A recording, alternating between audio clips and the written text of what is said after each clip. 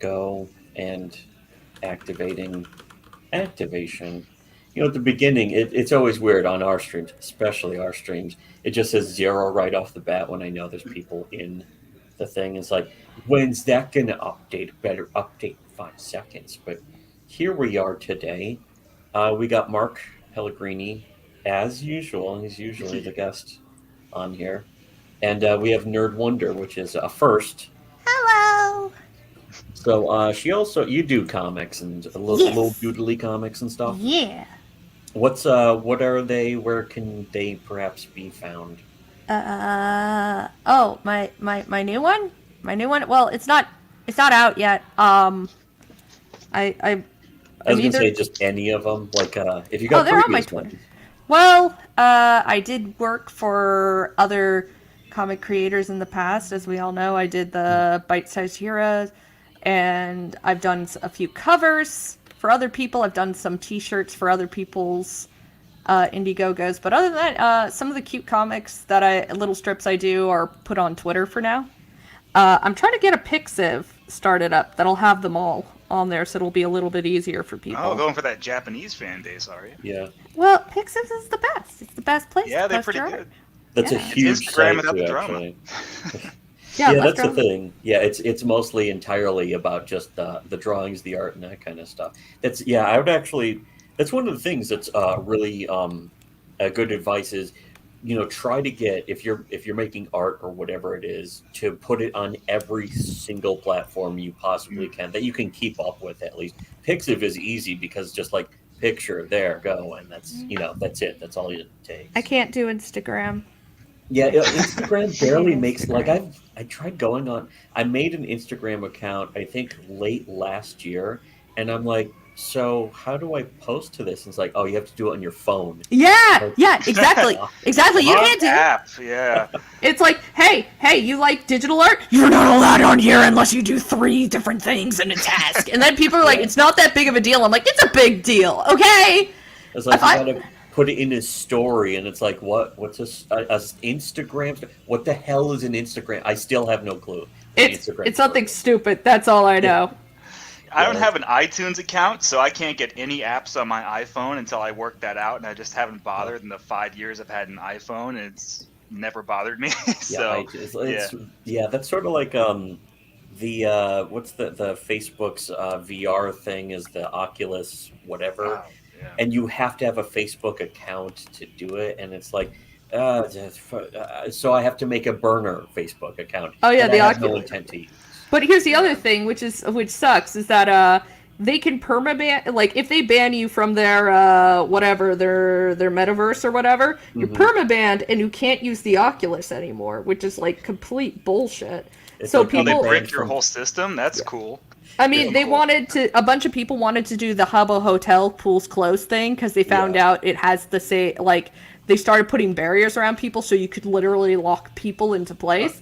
So they wanted to do that, but then they found out that they will brick it, and then also the Oculus is super expensive, and then it's this is complete BS. You want to know what? They're gonna die anyway. Why even bother with the meme? I think they'll return with the meme if they're able to get the patch working for alternatives to Oculus. Yeah. It's not worth $300 basically for the practical job. Yeah. Facebook's kind of going to be a dead social media network soon anyway. Inshallah. Yeah. I was just looking up. Oh yeah. It's at your NerdWonder on Twitter, and I was gonna say, Twitter is something we all tolerate, but at least it's kind of easy to use. But now I guess Twitter maybe is going to be kind of good. I suppose. Yeah, maybe. Could be. Maybe if he follows through. Elon seems pretty based and red-pilled, so we'll see. But he just apparently goes around quoting Borat and then screaming based and red-pilled into the air just randomly. Why does he do that? Because he's a billionaire. That's why. He's a billionaire with priorities. Yeah. Unlike everybody else. Yeah.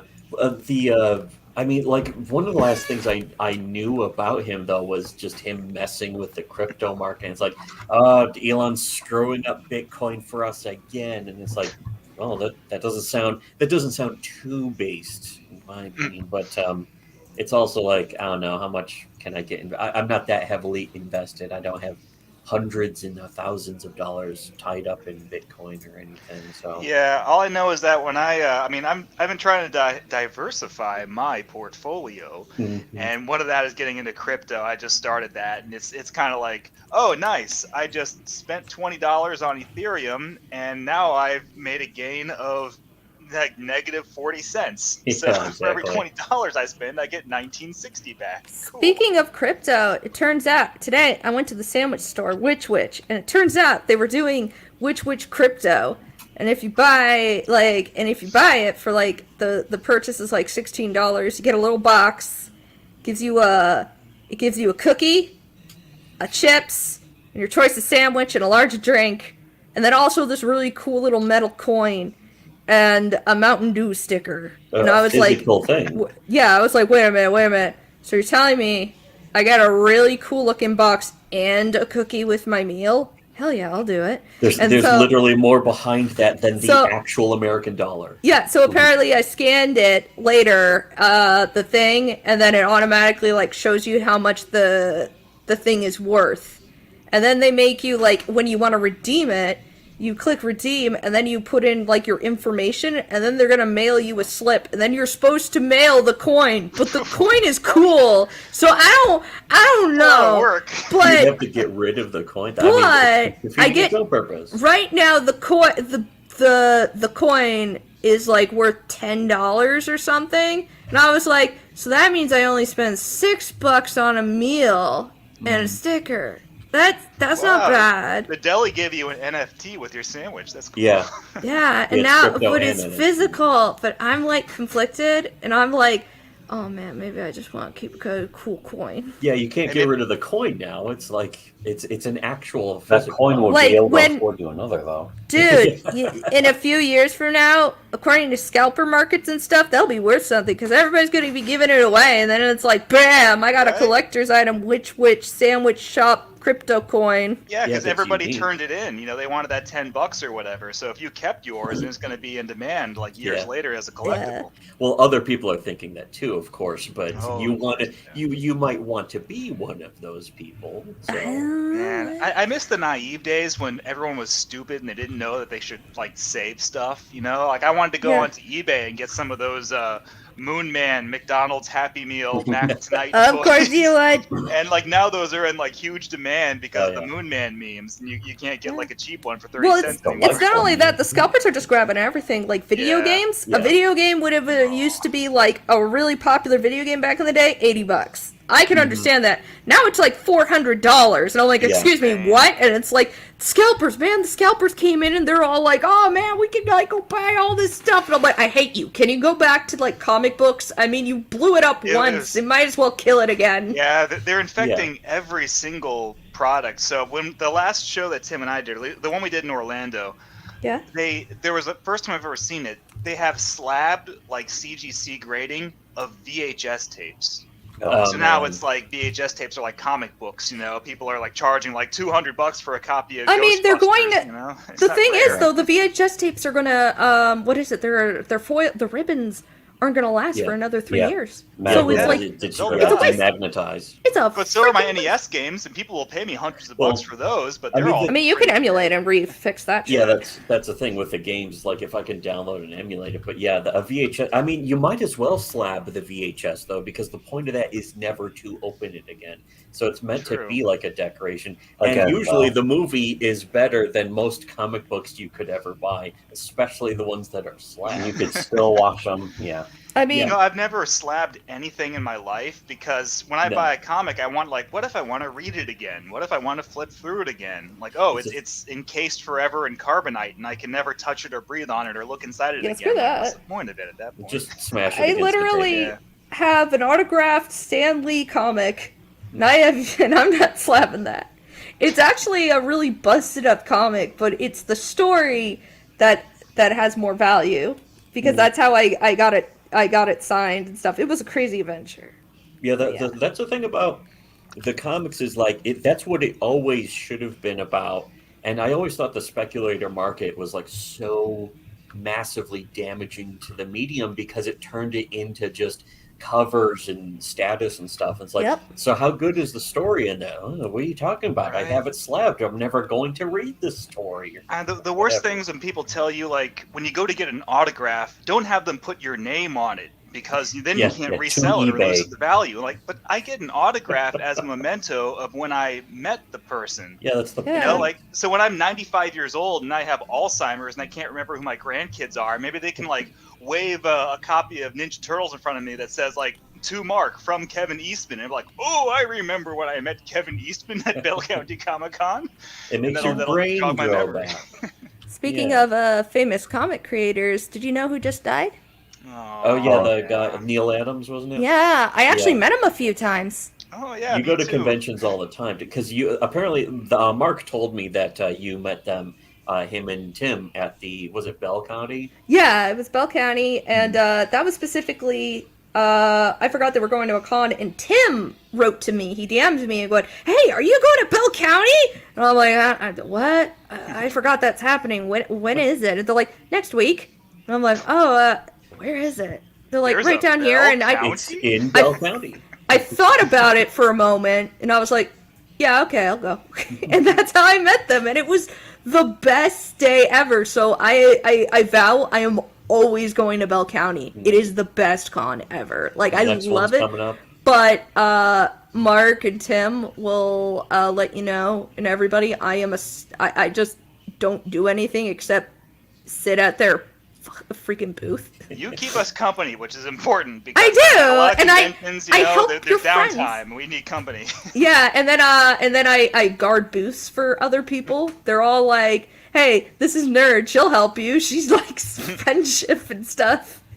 Pay her and pizza. No one wants people like grabbing the T-shirts and running off or whatever. Yeah, like and at really packed, busy conventions, that actually is a problem. Our friend Renee, she's the one who does those buttons for us and those keychains. Yeah, that you see of like the Common Core. She had a booth at Bell County last year, and Bell County was really packed, and she didn't have enough people to man it, and some people were sneaking off with like the small things that she had set out, and she had to, so that is a problem at comic conventions. So it is always good to have someone kind of around, keeping an extra set of eyes on things. Yep. That's why I was sent over. I was sent over to protect the stuff. Also so she could have a break. And I like doing that. I like helping people. Stealing stuff from conventions, like, that's theft. That's against the law, though. How people are doing that, and it's like, well, I guess when there's so many people, especially Bell County is like one of the only conventions that was even open because of all the shutdowns, and it was like just open. It's like, here it is. This one's not shut down. You can go here, and so people were just charging it, and It's weird when people steal from an indie comic table, though. I can understand stealing from a SpiderMan table or a Superman table, but someone's like, wow, I love Common America. These are the creators of Common America. I'm going to steal their shit. Yeah, it seems like... It's weird. It's because it's such a fan-supported or reader-supported... You know how I don't like to say fan. It's like pirating a game that's on Steam for $2.50. Yeah, you wouldn't download a comic book.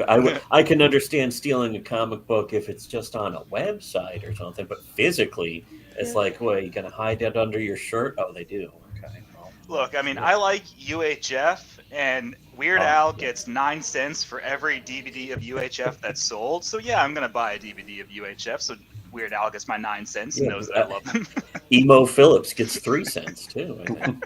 I remember EMO Phillips showing a residual from UHF that was for like 63 cents. Oh, that's the one I'm thinking of. Yeah, man, that was a long time ago. Yeah, and he's like, he holds up the check he got in the mail. It's like 69 cents. Yeah, exactly.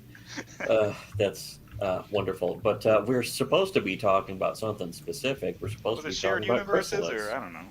Yeah, we're talking about Chrysalis, the game Chrysalis for the NES. Oh, yeah, that game rocks. What? I don't know any of these games, but it sounds cool. That one's on the NES. That one goes so far, but I think that was from 1990s. Yeah, it was on the GBA. I remember distinctly listening. They ported it. NWA.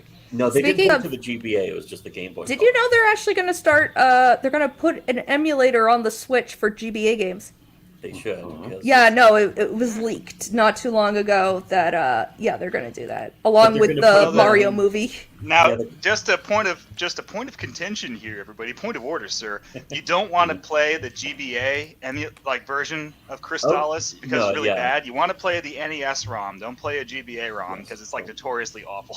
No. Because you can't play the cart because it's been 30 years now, so the battery on that's got to be dead. Yeah, you can't save your game on the cartridge or anything like that. But GBA had a lot of really great ports and also a lot of really shitty ones, like the Sonic the Hedgehog Game Boy Advance. There's some great games on the GBA. Awful. Yeah. The Crystallis wasn't on the GBA. It was on the Game Boy Color. It was specifically that's gonna be trash then. Yeah, it was bizarre. Yeah. But if they're putting that on the Switch, if they're putting the Game Boy whatever on the Switch, it's that's good. They should have done that a long time ago. But it's gonna be behind that goofy paywall, isn't it?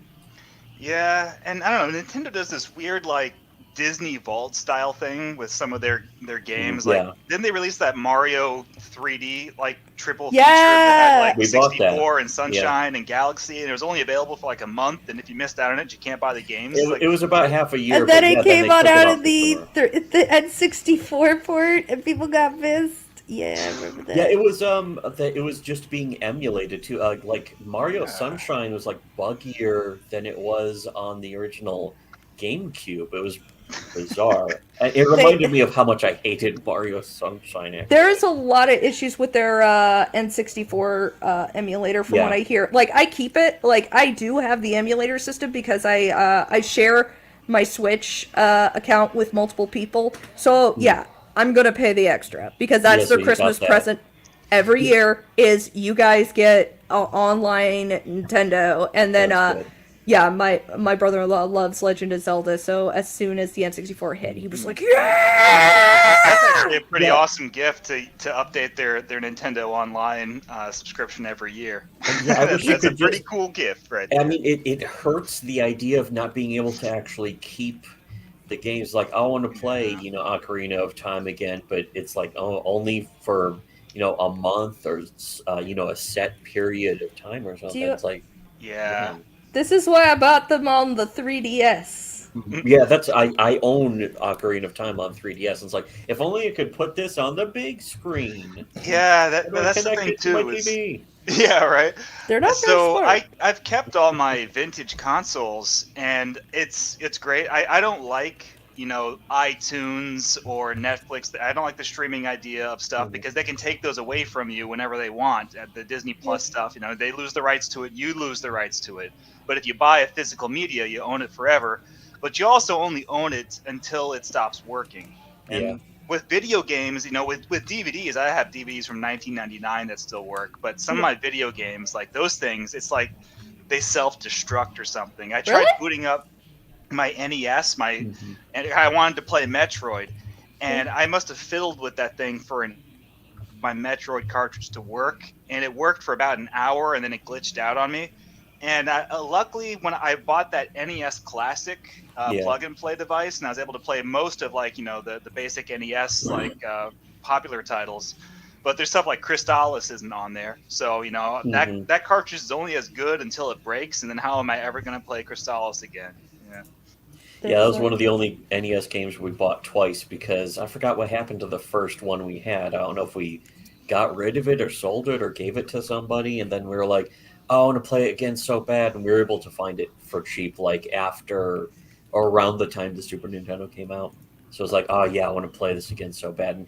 And then just being able to play on the emulator, it's I'm not one of those people, it's got to be the original feel of the cartridge or any of that kind of stuff. And we sold most of our old games, sadly. Yeah, that happens. When I was a kid, I think I was 5 or something. Nah, I was 7, right? And we used to have a Super Nintendo, but then our dad got us for Christmas a Sega Genesis. So during a garage sale, he sold the Super Nintendo. And we were like, Dad, where's the Super Nintendo? And he's like, I sold it. And it's what do you mean you sold it? We had Zelda, Dad, and it was gold. And he goes, it's not really gold, kids. It's it's gold, because we're 5 or whatever. It's go play Sonic. But Dad, you can't play Zelda on it's Sega. And he's like, yeah, whatever. That was they're all video games, but yeah, that was the thing. Yeah, it's like that's the thing is that and now that cartridge would be worth like $500. Yeah. Especially if you got the box. If you got the box. Oh god, we had all the boxes to all of our N64 games. My god. So I left those behind when I moved from Virginia to here in Arkansas. I took my NES and my Super Nintendo and my GameCube with me, but I left behind my N64 with my brother. I was like, here, you can have this and all the games and all the boxes, because I have Ocarina of Time on that Master Quest GameCube version that came out, so I can play Ocarina whenever I want, and I don't ever want to play Mario 64 because I beat it 100%. So what's there left to do? That kind of stuff. Yoshi on it. Yeah, right. I got to see Yoshi, and I got to get that cannon out in the field and everything. Mm-hmm. But then here I am 20 years later, and man. I really want to play Mario 64 again. Holy shit, I'm getting the shakes. Yeah, and I call my brother up, and I sold that to GameStop for 50 cents a long time ago. Why would you do that? But what about the boxes? And I threw those away. I'm the boxes are worth more than the games. We threw away our boxes too because we kept them. We kept our box for a while, but they did not hold up very long. They got really torn up. So whatever. I was a weird kid. I like the boxes because one, they're pretty. Two, you can put all the stuff back in. So I have like Pokemon or whatever. I have every single box I keep, and I use them to keep them organized anyway. And then for some reason, we used to have all these old Pokemon cards. Can't find them anymore. And I was so heartbroken. But everybody's like, no, that doesn't matter because we already know that you, we never questioned you about your weird habits on video game collecting because we all knew it would be worth something. And bam, it's worth something now. Apparently, owning Pokemon with the box and the information packets is worth a lot, and I have those. It's like the original Bitcoin.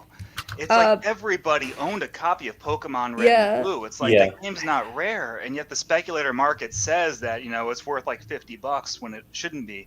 And if you go international, if you look at they didn't call it Red and Blue in Japan, they called it Red and Green or something. Yeah, it was Red and Green. Blue was the remaster of because they what was it? Green was so ugly. It was the first one that was released, and so the art sprites, and so they're like, "Oh god, we can't do this." Yeah, was that the one with Missing No? If you look at the Japanese, no, Missing No's in all of them. It's the original art, and then it wasn't, and then for Red, which came out a little bit later, I think, they redid the art, and so they redid Green, and they did it as Blue with the remastered art, and that's why. We only got Blue in America and not Green was because Green's the suckier version. Yeah, but the used video game market in Japan hasn't been hit by the speculator boom, so you can get Famicom cartridges for Excite Bike and Donkey Kong and Mario 1 and whatever for $5, whereas over here we're just jacking up the price on anything as long as it's old. And now a copy of Mario 2 costs $50 on eBay when there's 10 million of those out there. Oh, you think it's just old things? No, they're going after everything. The scalpers are ungrateful. They'll go after every special edition. Metroid, the new Metroid game, Metroid Dread, there was a special edition everybody wanted, and then the scalpers would pre-order it. There was only a limited amount of pre-orders. Grabbed them and were selling them on eBay for $500. I mean, that's what they're doing with the PlayStation 5 too, of course. They were doing that with Shin Megami Tensei 5 special editions, steel boxes. I got mine. I don't care. Also, if you bought yours on Amazon, I am very sorry for you. I am so sorry. GameStop is really good at that stuff, though. Excellent. They keep it in a box. They keep it safe.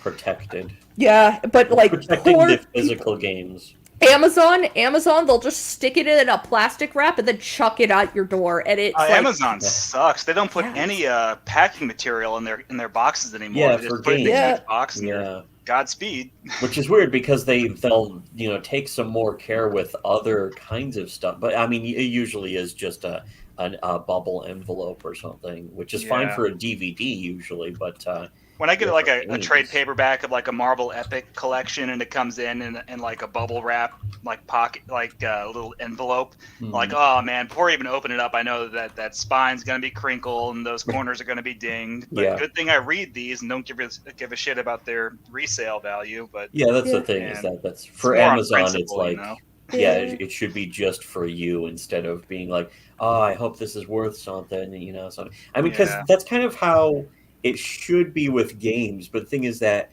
like, if you're saving all the stuff from the games, it's because, those old Super Nintendo boxes were like, they were works of art. The old they were NES pretty. boxes, that kind of stuff. They had great art on them, and they had they had design. They had actual, like, the back of it was promotional. And so it'd be designed to by somebody who's like, okay, put the screenshots of the game here, the text here, blurbs here, whatever.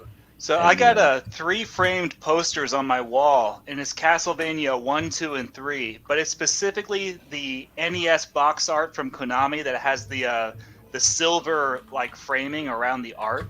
Because I mean, I went on eBay and I looked, and like you could get versions that's the uncut, just the art, the painted art. But I specifically wanted that Konami silver framing from the boxes that has the official Nintendo seal of quality on it. Because that's the way I recognize that art. And I've got those framed on my wall. I got a little Castlevania like shrine on my wall because that art's just so glorious. Yeah, it's almost harder to recognize without that Nintendo seal of approval. Yeah. I actually have the original. It doesn't do anything. Doesn't really matter. Doesn't mean much, but I mean, we actually have the original map and poster that came with Chrono Trigger, and I have that in a cooler up here, and still in like perfect condition. But it's like, do I even want to sell this though? Especially now, because it's like maybe in 10 years from now, if I'm really going to sell, it would be worth something then. But I think it's just like, I kept that because it's easier to keep that than a whole game box that's unfolded or whatever. Yeah, my issue is that everything I own that's now worth something, I never buy 2 of anything, so I own 1 of something and it's worth a lot, but I love it and I'm never gonna part with it. So that dollar amount that it goes for on eBay means nothing to me because I'm not gonna part with it. Like I have it's stupid, but I have Sonic the Hedgehog, quote unquote, the movie, which is the anime OVAs they released in the 90s as a movie. They released ADV released a DVD of it in like 1999 that had the OVAs in both Japanese and English, and that was the only time it was ever released on DVD. It's been out of print for over 20 years. It goes for like $200 on eBay, and I'm like, well, I'm never gonna get rid of that because I like this cartoon and I've watched it frequently. So shit. I mean, it's worth a lot of money, but I'm never gonna sell it. So it's not really worth anything at all to me. Getting rid of the thing that I like. And that's the other thing about the speculator market, is that encourages then people to buy 2 of something, and they know that. So it's like, here, inflate the price. We're boosting our sales artificially for people who want something and to resell it at the same time. And honestly, it always feels kind of sleazy. Let's just let it happen. Let's just not to video games, not to everything else, but let's let it happen to comics. Because I really am not liking what Marvel is doing. Well, I'm not liking what DC is doing either. So might as well explode and just burn to death because we already know. All the people who bought that Batman Catwoman wedding issue and found out it wasn't worth jack shit. Yeah. They tricked everybody. They lied to everybody. They made a fake leak that showcased that they were officially married. So people were in on it. In other words, people were only going to buy it if they were married, but you can't have happiness in comics, which is weird. It's really damn weird because like I was just saying on Twitter today that it's pretty much Western comics are Sisyphus and The Rock. Yeah. Because you get up, because you're challenged, like the comic, it's like, their ultimate goal is right here, and then they get up there, they push that little boulder, and you get almost up to the top, and right when you're about to have payoff, bam, it goes straight back down. And that is constantly what happens into today's comics and so forth. Nobody can be married. Nobody can be happy. When they finally achieve something, it's taken away. They all have to be miserable and filled with hate. And meanwhile, manga, it's like, hey, look, a payoff. Yeah. And that's my big thing, too, that I always think about. You know, what really surprised me when I was a teenager was I thought about, like superheroes, Marvel, DC, if they have kids, they can't have them for very long before something happens in the universe to reset things. You know, like SpiderMan and Mary Jane, you know, they had a kid, a daughter named May. Yeah. And then, like, nope, Norman Osborn kidnapped May and made them think she was dead. She's gone. And then, like, Superman had a son named Christopher Kent. Like, no, he's off in the Phantom Zone. Then we reset the history, and now he's not a father. But now he is again. He has a different kid named Jonathan until that's over. And they time skipped him, made him older. Yeah. Everybody was furious. Like, at first, they're like, people are like, no, it's absolutely fine. He's just a teenager. It's like, no, we liked him as a kid. They were writing a series called Super Sons. Everybody loved Super Sons. Like, it was a good series. But they can't let, if they have a kid and they got to do something crazy like age them up so they're adults, and now the character, because they don't want the hero to feel old, and they have this idea that fathers are old. Yeah, they can't age the heroes. Yeah, if they aged any of the heroes, you know, Batman would be 120. That's why he wanted. That's never stopped Dragon Ball. I remember they opened in Dragon Ball Z. Before we got Dragon Ball, we got Dragon Ball Z, where Goku's already married, he already has a son, and that's where the story is starting. Our hero has a wife and a son, and they never reset that. They never erase Gohan from. They give him another son later on, and a granddaughter. He becomes a granddad by the end of the series. It helps that he's an alien. That never diminishes his capacity as a hero. It never makes Goku feel old. It never makes the audience like him any less. If anything, it makes them like him even more. And yet here we are, where Spider-Man can't have his daughter, Superman can't have his son, Batman can't have his son, because this stupid, archaic idea that heroes can't be parents. Yeah, it's I think it's. You want to know what's really funny? It's hysterical that the people that are like, no, it makes them too old and stuff, are usually like 60-year-old men. Yeah, who are bitter and bratty. It's like, you really don't think that anybody at your age can't do anything? It's like, I'm sorry you failed at life, but I mean, yeah, they can. They probably those here's the thing. It's like, a lot of times comics at times, like, they're like, we need to envision the person that's reading it. Like, the readers need to see themselves. It's like, well, then you want to know what the readers want to see in themselves? Actually succeeding. Like, think about it. They work so hard, and if they don't achieve it, what gives us any right to actually try ourselves to better ourselves if it's going to end up in failure? Like, that's what you're teaching people. It's like, oh, you shouldn't even try. You shouldn't even try to be happy. You shouldn't even search for love. Shouldn't look for that job, because you're going to screw it up anyway, because you're going to do the right thing. And the right thing is the wrong thing. It's like, what the heck is wrong? I'm sorry you guys have such a miserable life, but Spy X Family rocks. I know. Yeah. And that's the thing, is like, it's such a wholesome book. And even though it's about a guy who doesn't understand family and doesn't really understand why they're important, he gradually loves his daughter and his wife, and he's learning why he should love them, which is the important thing, is that he took it on as a job, but now he's learning why I should love my wife and my kids. Meanwhile, you know, you've got like the Spider-Man books where, oh no, it turns out Gwen Stacy cheated on Peter with Norman Osborn and had 2 kids. Oh no, it turns out that Mary Jane also cheated on Peter and had 2 kids with like a Sean King lookalike. Oh no, okay, this is what's actually found out. That's a single dad and his kids. So it makes it even weirder, because why would a bunch of children call their dad's new girlfriend mommy? Yeah, that's after weird. 4 months of hanging out. This is made by somebody that doesn't understand, like, divorced people. It's like, you don't get out often, do you? Although their parents were probably divorced. The actual creators, their parents are probably divorced. Yeah, but you don't call. They never do it like that. Do they ever, like, divorced people, divorced kids of divorced parents? I need to ask you in the chat. Did any of you call your dad's new girlfriend mommy, or your mom's new girlfriend that's or whatever weird. person's dad? Like, who calls them that in like 3 months? It's I imagine that would be bizarre. Yeah, I can't. It's like, kids. Yeah. Do you have a relationship issue you need to talk about? Because like, immediately doing that, when obviously, like, it's just meant to make us miserable. But here's the kicker. what people aren't realizing is this hasn't happened. This whole entire story hasn't happened in the Spider-Man thing. Yes, Spider-Man, what is it?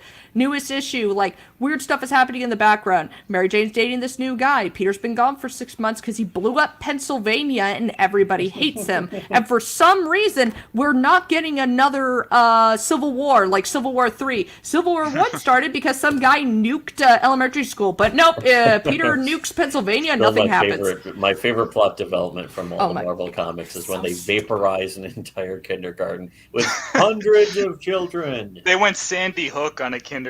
Yeah, it's so weird. It's for reality. The best part is it was for a reality. It was for a reality show. Yeah, that's right. Yeah. They never got mad at the reality show. They got mad at the kids that were on it. It's like, dude, you never got pissed at the producers for deciding this. Which was clearly their fault, too. Yeah, it was theirs. Fault they brought these kids that obviously were not experienced, but they're like, let's blame the kids because poor writing.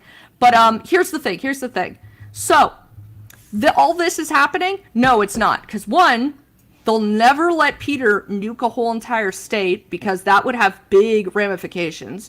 And two, they never do time skips because everything has to fit in this universe. So everything has to work together. Well, with the tie-ins and the other series. Yeah, and other stuff because he's going to show up in other things.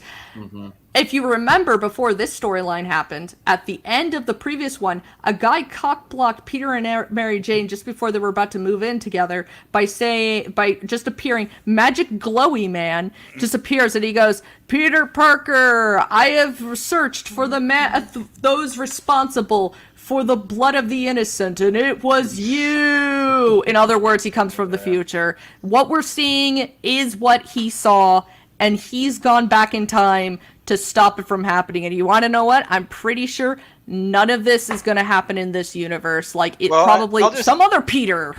I mean, I'll just tell you this. I mean, whatever moral decision Peter makes means nothing moving forward ever since he made a literal pact with the devil. So, he can make whatever choice he wants. I will say this. Nick Spencer altered that deal. Kind of thing. All right, so they rebooted the reboot of the reboot. Here we go. Satan, but I changed my mind. No. Hear me out. It actually is kind of good, but I think it pissed off a lot of the writers or whatever. But all right. So in the other one, he retconned Sins Past. He said no, that wasn't Gwen Stacy. In fact, you two are just clones. Like that's the Stacy twins, just clones that were genetically modified with actually like Harry Osborn and Gwen, whatever, doesn't matter.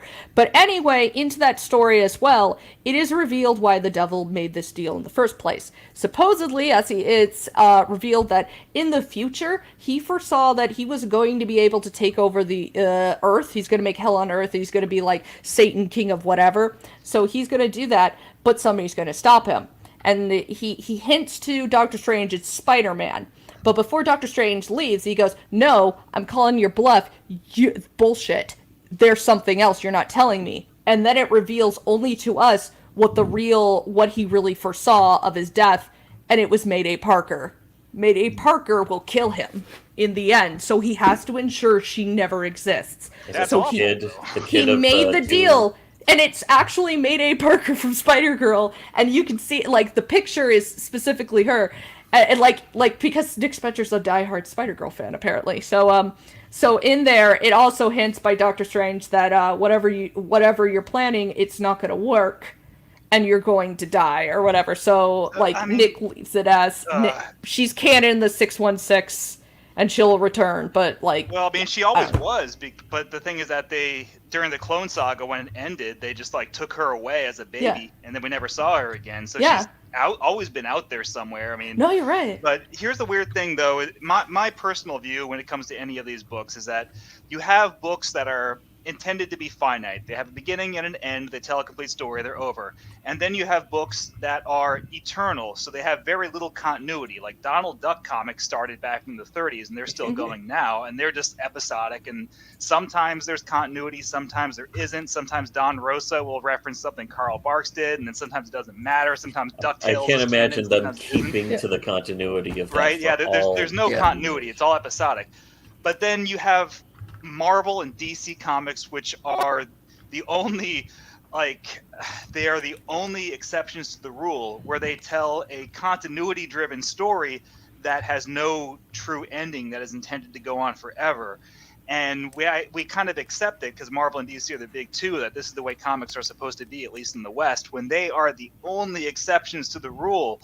And my personal view of Marvel and DC comics is that I have my sweet spot, like where I personal headcanon, like where it begins and where it ends. And that's my Spider-Man continuity. That's my X-Men. My X-Men is like, yeah, it's like my X-Men is like X-Men to Onslaught, and that's where it ends. Batman is Batman Year One until Batman No Man's Land, and that's where it ends. Like, that's a good stopping point, and that's my complete beginning to end Batman, my beginning to end X-Men, my beginning to end Spider-Man. Spider-Man ends at the Clone Saga. Superman Rebirth is just Superman Rebirth, and then it ends. Like, there is no aftermath. There is no. I feel like the people who are in the Marvel and DC books as like lifers, you know, and you're almost setting yourself up for frustration because these books have to try and go on forever, and the more decades they pile on, the more continuity they pile on, it just becomes this like Sisyphus and his boulder kind of situation. Where it all has to be kept up with. Yeah, too. it can't work. So my recommendation is always like just segment, you know, take like a cross section of that continuity where you began reading and when you decided to stop reading. Mm-hmm. That's your X-Men, that's your Spider-Man, that's your Batman, that's your Superman, and you're good. You don't have to keep reading it forever and consider everything canon for all eternity. Just have your little cross section. I think that's the way a lot of people operate. Like the average, somebody who's not super into comics, me and my brother, basically, it's like, I'll read this if somebody recommends it to me. The rest I'll never care about. Well, like the Punisher continuity to me is Punisher Max 1 to I think 63, and that's pretty much it. That's all you really need for Punisher. That's all of the Punisher. But I mean, this is also Alfonso Prouty in the chat mentions that it sounds like all this should be insane and entertaining. Yeah, the premise of it is like talking out way too much. Yeah, decades and decades and decades of overlapping alternate universes and clones and time travel and time skips and daughters from a different universe where they fell through a wormhole and then they grew up. Yeah. And then they have to find a way to get him back. Everyone got Rule 63'd and Peter Parker got married to the Green Goblin. It's never as good as the summary makes it sound. You know, exactly. Especially go back and like Fatal Attractions, the X-Men story arc sounds awesome, right? Now, it's Magneto. He resurrects Asteroid M and he rips out Wolverine's adamantium, and then Professor X has to give him like a mind lobotomy, and Colossus turns into a bad guy. This is going to be great, and it's just like 12 issues of plotting with like these little moments that are exciting. But that sounds like a great issue of a comic. Oh, it's not just one. It's like 12 issues of just like so much filler. It's like a lot Dark of bad Ages movies. Did you ever read that new event, Dark Ages? There was a. I don't keep up with any of the big two, to be honest. There was an AU mini series called Dark Ages. That was that DC? It was Marvel. It was Marvel. It was a world where there's like what is it? The Watchers stuffed in the Earth in the beginning of Earth's creation. This like robot thing made by like an old race that like just destroys everything in its path. And they're like, we can shut it down by stuffing it in this planet. And after like 3 million years, it's now just recharged and it's going to wake up. So everybody's got to fight it. Everybody's dying from it. So Doctor Strange in the center of the Earth makes a portal to a universe where there's an EMP pulse. So it'll shut down. But he dies while opening the portal, so nobody can shut it. So the EMP pulse rips through the world, and so there's no more power. And so it's like Dark Ages kind of thing. So it's like steampunk kind of thing, but Apocalypse is all like, aha, there's like a giant robot in the center of the Earth. I'm gonna get it. That's my plan. Hey, Purple Man, come and join me. And it's like, okay. And then it's like, that's kind of cool. And it's like, look, Peter has a daughter. He has Mayday. Isn't that cute? Oh my gosh. And then there's like Danny Cage. They don't do anything. Disposable continuity. Disposable continuities. They feel like they can actually do something risky with it. And then, but the thing is, the build-up, I think it was told I was told later, it's like, that creator, he comes up with cool ideas, and then the ending is so lackluster. And it was awful. Like, you should feel pumped when you hear, and then Blade cuts off Apocalypse's head in a cool slash move. That sounds really cool. No, it was the most quickest, dumbest thing ever. It's like, you should be making this look cool. This should be cool. It's not cool though. Like, it was just wrapped up. You know what that reminds me of is Planet Hulk, was it? Planet Hulk, where like this whole thing, Hulk, they fire Hulk off of the planet. They're like, get off of Earth, Hulk. We don't like you. So the ship ends up falling into a wormhole on accident. They didn't intend that. So it falls onto, was it Sakaar or some goofy alien planet, which is sort of like what Thor Ragnarok is kind of based off of. But it's Hulk on this just alien planet where it's like gladiators and shit. And Hulk basically can destroy the entire planet at will because, hey, this isn't Earth. These aren't main characters. Anyone can just get killed or whatever. They can actually introduce new characters. Mm-hmm. Yeah, and so all this bizarre shit is happening wall to wall. And then at the end of it, he just comes back to Earth and they have like World War Hulk, and it's like, oh, now it's going to go back to like no stakes again. It's like, just leave Hulk on leave him on a series of alien planets that he wrecks over and over again. That Space would Hulk be great. Sounds cool. Yeah, that's Space what Hulk. it was. It sounds Hulk. cool, doesn't it? And then you read it, like, oh no, never mind. That's why a lot of condensed adaptations, whether they're in cartoons or movies, they're kind of better a lot of the time. Not all the time. But like I watched another thing. Hulk had a family in that too. He got married and like had a wife basically with like a female kind of Hulk she was an alien though, but it was like they're sort of matched together. And it was like, oh great, and then the ship he crashed on explodes and blows the entire planet up. And she was pregnant too. Yeah, she was about to have his kid. Dads can't be heroes. Hulk can't have a family. He's got to go back. I heard they wanted him to come back to young Hulk. We want a high school Hulk. Oh, and then we're gonna kill off the other Hulk because not only can he not have happiness, we're just gonna replace him. It's like, couldn't you have just gave him a happy ending at all? Nope. Can they make an ending? I mean, there's like Old Man Logan was some kind of weird attempt to act like there could be an ending to some of that stuff, and then that's of course it's all alternate universes, and that's the thing. And then they try to replace the original Wolverine with Old Man Logan, right. And it was like, what? They brought him into the main universe or something, and it's like, okay, I guess. Why? What? And it just, that's the thing is, we've been doing videos about this for so many years where we've been saying that manga outsells American comics. There used to be doubt about that for some reason. I don't know why, but when we would say that, people would be like, where's your peer-reviewed study? It's kind of like when we claimed that certain comics do fine. No, they don't. Certain comic was made. What was it? There's a certain comic that is not as popular as Sonichu.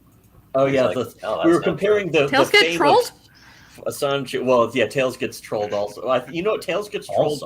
Not quite as popular as Sonichu, although it should be. Although, we did a review. We actually did a review and live reading with Tim and Doug Tenaple of Tails Gets Trolled. And we had Stevie Silly on too to do that. Yeah, we turned him on. We turned Doug Tenaple on. Yeah, the Tails Gets Trolled. We made sure Doug gave the proper appreciation to that. That was the thing also, is Doug was like, oh man, this art is really good. Actually, this art Doug was actually saying that the art for Tails Gets Trolled is actually good. Actually is good. Yeah. Like, I mean, it's a starter's thing, but it's like, you could see that this person really did try. Like, at first, it was obviously somebody got high and they were just making jokes, but then he's actually making some lore and stuff, and it's like, I'm kind of invested. I know this is just a shitpost, but this is a very good shitpost. It got so... Well, the thing is, my biggest complaint, I guess, complaint or critique, I don't know which, but my biggest problem with it is that it got so existentially horrifying that I couldn't even bear to keep looking. Like, the violence was so horrific. It's like... The way he draws like little strings of blood coming out of people is so gross.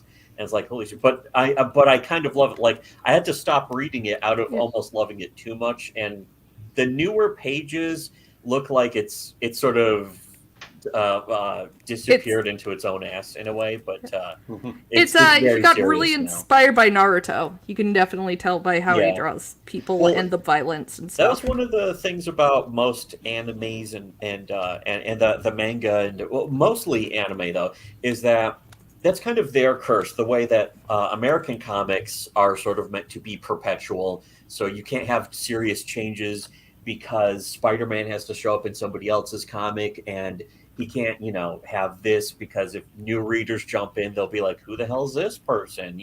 Spider-Man has 8 kids now. What? He's 70 years old. What's going on? And, so you can't do that. You can't have him have a happy life. Yeah, exactly. His sacrifices must be in vain. Yeah, it's like, oh, Spider-Man, he's sort of the pathos. He's the dramatic guy. And it's like... He's not supposed to be! Yeah, can't you just... that's the thing. They can't have Spider-Man, and they can't do really what Naruto does, but what manga and anime does is usually starts off like almost fourth wall breaking comedic. Like Dragon Ball did this. One Punch Man, I think, is the most tragic example. But they start off actually funny and sort of self-aware of the comedic stuff. And then after maybe 100 chapters or so, all of the comedic stuff is gone because the writer is paying too much attention to the characters that they put in.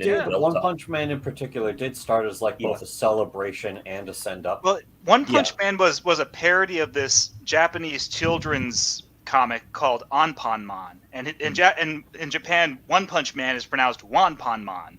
And he has the same costume as Anpanman. He's bald. He has the beady eyes. He's directly a parody of Anpanman. But then he became really popular, and he developed his own mythology and his own lore. And now the idea that One Punch Man started out as a parody is almost academic. Now he's his own fully fleshed out thing. And it's the same as the Ninja Turtles. They started out as a parody of Frank Miller's Daredevil. The ooze that hit Matt Murdock in the eyes also hit a bunch of turtles and mutated them. And then they kill Shredder. They fight the foot. Like Daredevil fights the hand. Their master is Splinter. Daredevil's master is Stick. But all that, the turtles grew into their own thing. And now it's they started out as a parody, but they're not that anymore. They're their own thing. Or Deadpool. He was a parody of Deathstroke. Wade Wilson, Slade Wilson, New Teen Titans, New Mutants. But now Deadpool's his own franchise, and the parody aspect is lost to time. And a lot of manga, like you said, does that. Like Dragon Ball was a parody of Journey to the West. Yeah, Journey to the West. With Sun Wukong, his son Goku, he's got his cloud and his pole, and the Monkey all that. King. But that stuff. Yeah, that was gone by the third arc, and now it's Dragon Ball's its own thing. You can start out as a parody character, but as long as you evolve, you'll be forgotten, essentially. Yeah, like Common America. Yeah, but let's not talk about Common America. I hear she sucks. It was so funny. I was having a fight with somebody about that because they were like, she's just a parody of Carol Danvers. And I'm well, so is Thanos. Thanos is a parody of Darkseid. Captain Marvel herself is a parody of the original Captain Marvel that goes by Shazam. This keeps happening. The Green Arrow is a parody of Hawkeye. It's like, guys, this is just comics. They parody each other and then become their own thing. And the thing is, she was only a Captain Marvel character for one issue, but immediately it was in at Walmart, the end, one of the Walmart. Yeah, Walmart. It's a parody comic. Straight up goofball satires. And at the end of the book, it pretty much reveals, hey, you want to know what? I'm kind of tired of being this character. I want to be my own thing. Immediately. Being a side sort of satire character that was made to just make fun of Marvel stuff, and it's like it was clearly Tim and Mark being like, what if we just did something more with this character? And that's so it's exactly it's not even really a parody. It's not even meant to be satire. It was just Batman was a ripoff of The Shadow, and then Batman evolved into his own thing. I mean, so you start. Everyone has their inspiration. I mean, everyone knows the Mario Brothers theme song by Koji Kondo, but look it up. He knocked that melody off of an '80s synth album. Oh, neat. That's evolved. There's been so many different versions of the Mario theme song that it's like, it may have been inspired. That Ghostbusters was inspired by "I Want a New Drug" by Huey Lewis, but I bet you more. Yeah, they wanted Huey Lewis to do the theme song. Didn't they want Huey to do the theme song too? Like the one people don't really seem to recognize as the Final Toby Fantasy Fox theme. Based the one of the most famous songs in Megalovania. Megalovania was a song that he kept redoing, which was what was it? He did it in Homestuck originally, and it's actually based on Earthbound, because it's a parody thing from his fan Earthbound video game. And he just kept updating it and editing it. And that's how we got Megalovania that we know today. Everyone's inspired. You start out inspired by something else, that's something that you love, but then you evolve it into your own unique property, your own unique take entity. it. And that's, I mean, that goes back to, H.G. Wells was inspired by Jules Verne, and he evolved, his entire science fiction mythology. H.P. Lovecraft was inspired by Arthur Machen and Edgar Allan Poe, but then he got out of that and started doing his own unique stuff. And that's just the way inspiration famous and cat evolution owner works. H.P. Lovecraft, famous cat owner, the man who feared ACs, Italians, Irish people, and everything that is in my bloodline. He was married to a Jew, I'll have you know. Wow, that is the one thing he was okay. He was actually okay. Oh my gosh, it was like the one thing he wasn't racist against. Like, he's terrible. I think Flork did the funniest comic about that. It's like, wow, I made a time machine phone. I could talk to H.P. Lovecraft. Hello? What about the Italians? You named your cat what? So Which that might have helped inspire people to be like, what is H.P. Lovecraft's cat's name? I don't even know if that shows up on Google anymore, because I think Google caught on to people searching for that too. A little too much. Yeah. Well, I did a stream with Alex from Kursova. He publishes a pulp fiction magazine that sometimes publishes my horror stories. But we're talking about weird fiction from the early 20th century. We're talking about H.P. Lovecraft. And we both had the same volume of Lovecraft stories. It was the best of H.P. Lovecraft that came out from Del Rey, I think. And the very first story in that collection is The Rats in the Walls. And that's the one with the damn cat with that certain name. But it was put in there as the first story as a litmus test for readers. Like, if you can make it through this story and then you can get Call of Cthulhu and Dunwich Horror and all the other stuff. You just have to be very upfront. Like, you're going to see these words. It's like, when you're reading... He actually named that in the story, too? The cat is named that in the story, yes. and that makes sense to me. It was... You open up with that story, so you get that word out of the way, and everybody's used to it. It's like reading Mark Twain. Yeah. You're going to read Huck Finn, you get that out of the way, and then you read Huck Finn, that's like a whole different thing, because with H.P. Lovecraft, it's like he named his own cat that because it's like, I just like saying it. But with Huck Finn, there's supposed to be sort of a greater point about attitudes of the South. Wasn't like the whole entire adventure about freeing his friend that was a slave? Yeah, I think there was a lot of that. Yeah, but like you have to understand it was the time period, and it's like really important. But it was considered edgy back then. It doesn't matter. Yeah. Huck Finn back then was considered offensive. People are like, the N-word's just all over this book. We can't print this. And it's like, hey, it's the point of the book. There's a specific reason. There's context to it. And so, Mark Twain was, I think, famous enough to be able to get away with that. Damn, I had no idea. That's pretty cool to find out about. But cool. History. I like history. I like Mark Twain.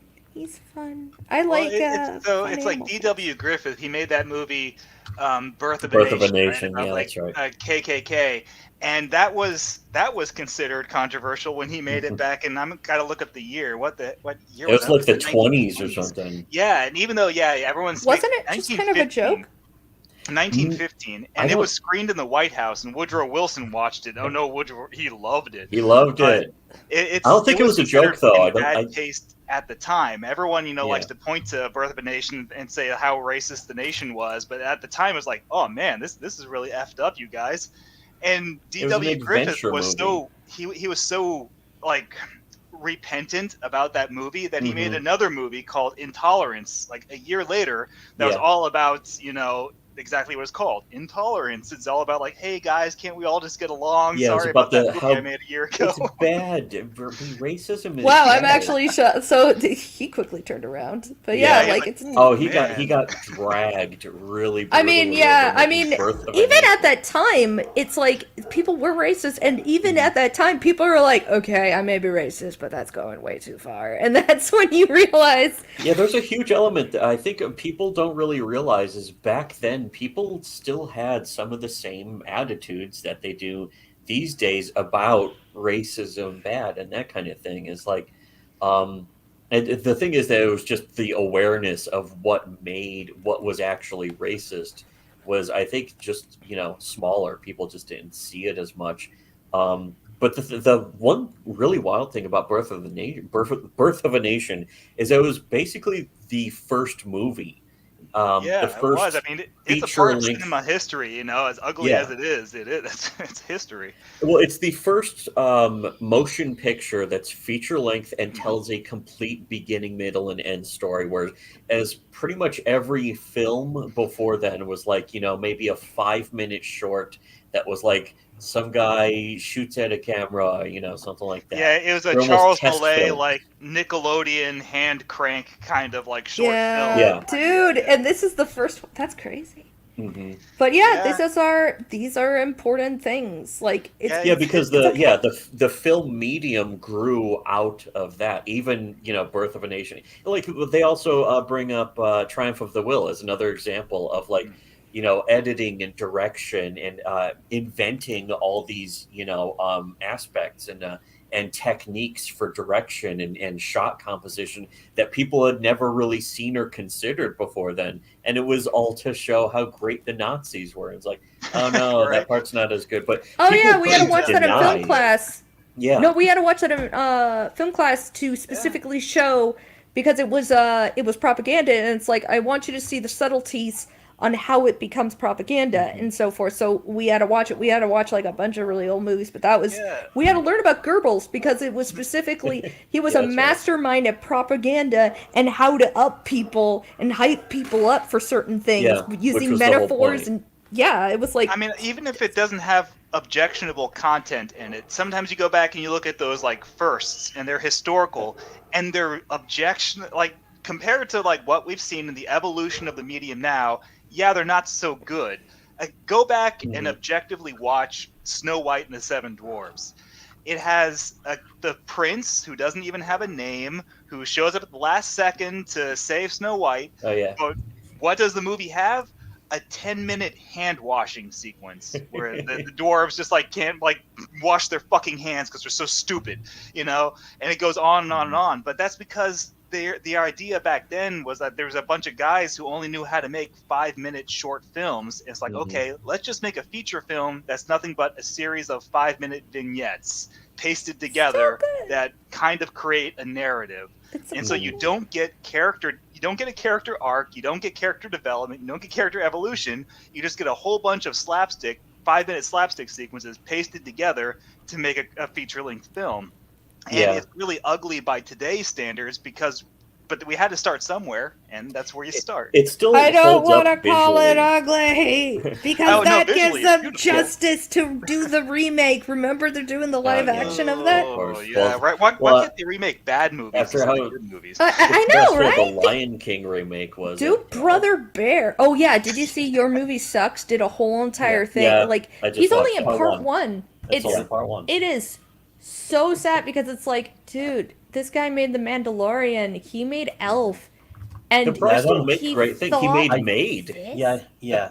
He made Swingers and Made. One of my favorite movies is Made. He's really good, but it's like, yeah. What were you thinking, dude? He made Iron Man. The first Iron Man kicked off the entire Marvel movie. Yeah, and it's like... Yeah, the Lion King remake especially is like, it's not live action, it's CG animated. Yeah, There's no he wanted live it to action be... in it at all. So but they're selling it, they sold it as live action, said it's a That's why they got pissed when they were like, we could put it up in the Academy as an animation. They're like, no, it's live action. It's like, there's no real animals. There's not one single live action shot in that movie. It's all CG animated. You could have put in real animals, but you an didn't. animated film. What was the point? That's all Disney's fault. I don't blame Jon Favreau. Yeah, no, I don't blame. Yeah, some people do believe that he was told that it's got to be like this, so he just went with it because it's like he went with a documentary feel, and then he's like, lions don't really show emotion, so he refused to do that, and that's why the movie is so boring. That part's probably his fault. So bad. The coloration, the saturation's like way off and everything. It's like, just watch your movie sucks. It is so amazing. What's sad is, like, as far as those live action remakes go, Tim convinced me to watch one, and he said that it was a legitimate improvement on the animated version. I was like, okay, Which one? Jungle Book? No, well, the Jungle Book was pretty good, but it was Cinderella. If you go back and you watch the animated Cinderella, it's like 60 minutes of Tom and Jerry bullshit and 20 minutes of the Princess and the Prince. Oh, yeah, it's kind of bizarre. It's a nothing movie. There's no content in that movie. Yeah. But Kenneth Branagh did his live action remake, and he got to the quick of the story, and he actually added content about Cinderella and the prince and the stepsisters and the stepmom, and added like this whole actual substance to it that was completely absent from the animated film. That's just the stupid cat chasing these fucking mice around for like half an hour. Right. There's it's legitimately better. I like the one that they didn't make. I liked Ever After a Cinderella Story. Oh yeah. Yeah, because they gave like a whole, like, there's no magic pumpkin or what is it? Oh yeah, like she's the real Cinderella is talking to the Brothers Grimm, who wrote her as a fairy tale, and they said, oh yeah, we put in some kid stuff. It's like, all right, I'm gonna tell you the real story, and that was cool because it's like, but they gave like a whole entire backstory of all the characters, which is, I think that movie did so well, they did the Disney sequel, the Cinderella 2, based on it. Because one of the steps, because one of the stepsisters actually becomes good, which was known that it was the youngest stepsister that was just kind of pushed around. Yeah, well, and that was like Cinderella 3. That was like the direct-to-DVD like third sequel that they did. Like, that was the one that people thought was pretty good. I never saw this. I saw the Little Mermaid 2, and then I saw the Aladdins, and then I was like, my soul died. Like, you guys can't make anything original anymore. Like, as they call it, it's the Dark Ages. Yeah, it was like killed by its own success. I mean, in a way, that's the bringing back to the big two. That's the problem with the big twos. They're, front-running characters and stuff, is they're too successful to actually end their story, so they have to keep going, which means you can't really do anything solid with the continuity. Here's the thing, though. What I find interesting is, like, what do we got? We got plenty of characters in anime that continue on, and we have plenty of other stuff, like Conan the Barbarian, Sheena, Queen of the Jungle. Then we have, like, Lupin. Lupin still, like, gets random movies and stuff because it's, like, because they don't need an actual plot. It is Lupin steals shit. Yeah, that's the thing, is Lupin the Third treats it like Scooby-Doo, and that's also why Scooby-Doo is eternal, because Scooby-Doo has what's called selective continuity. Sometimes it's completely irrelevant and episodic. Sometimes we're like, oh, hey, here's a villain from the 70s. We're bringing him back, so that episode from the 70s counts. And then sometimes it's a total reboot, like Scooby-Doo Mystery Incorporated or whatever. Where they did the origin stuff. And Lupin the Third, and sometimes it's a remake where, like, oh, we're meeting this villain for the first time, even though we met him once before back in the 70s. But this is a separate continuity. It's like Lupin the Third does the same thing, where sometimes, like, oh, we're going to retell their first encounter with Goemon, and sometimes, like, oh, now they're meeting this villain from, like, 1969 again. And then he hangs out with Diabolic and something. Yeah, like also Scooby-Doo contradicts itself. No one gives a shit if Lupin the Third contradicts itself. Yeah, it's like, why don't you just do it like that? You can literally just keep the Keep some of the bigger things. It's like you end the comic when people want more. You let people, like, heck, let them write from different eras of the time and be like, this is a issue of SpiderMan when he was 17, kids, and then there's like, oh look, this is the XMen when they were first starting out. Oh look, what happens is that like someone will go like, I'm gonna go check the Marvel Comics Wikipedia and see if that contradicts something. It doesn't match with God help you if you like, does anybody like? Here's the other thing. Well, I got this counter argument because people still get pissed, but like Dragon Ball Z pretty much ended, and that was supposed to be the end of the series, and then we got Dragon Ball Evolution, which revived Akira Toriyama realizing I must be the only one that creates shit.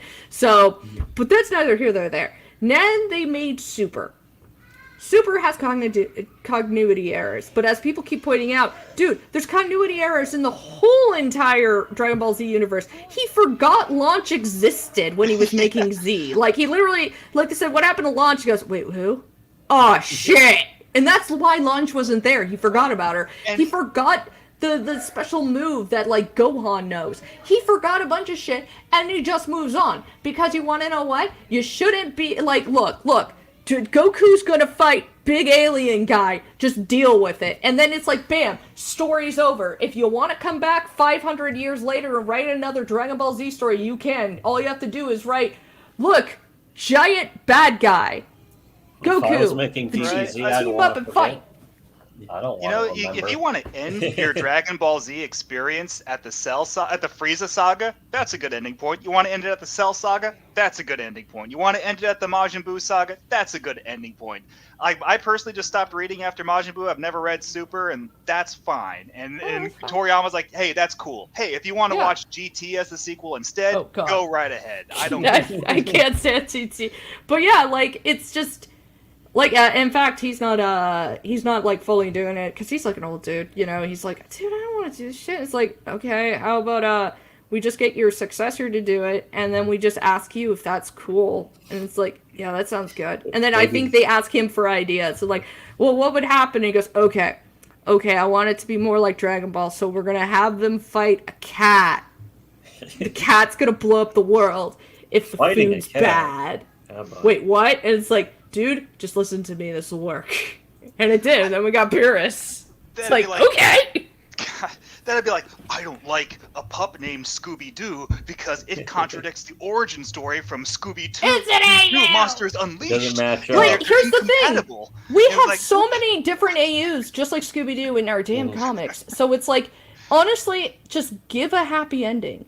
And then you can bring them back whenever as a one thing that they're like, hey, I'm going to do this. And then they just vanish again. Because you want to know what? That's what happens in, that's what happens in, like, other things. I remember I was working at a Best Buy once, and one of my coworkers, I was talking to him, and for some reason we were talking about Bugs Bunny cartoons. Yeah. And he's like, wait, they still make those? And I'm like, yeah, they never really stopped. Bugs Bunny is just kind of like a some of the recent ones were apparently pretty good, too. Yeah, the ones on HBO, but like this is like back in like 2009. But I remember he was like, but didn't Bugs Bunny die? And I'm like, what are you talking about? Yeah, that was an episode of Family Guy, wasn't it? No, he was like that one where they all dressed up as Vikings, and he dies at the end. It was an opera. He even gets up and he goes, "What did you expect? Well, it's an opera." I was like, wait, what are you talking about? Like that one was made in like the 50s, and there have been like 50 more years of Bugs Bunny cartoons. Like, yeah, but he died at the end. That was the last Bugs Bunny cartoon. Really that was a joke. And I know I had to like process that for a second, and I was like,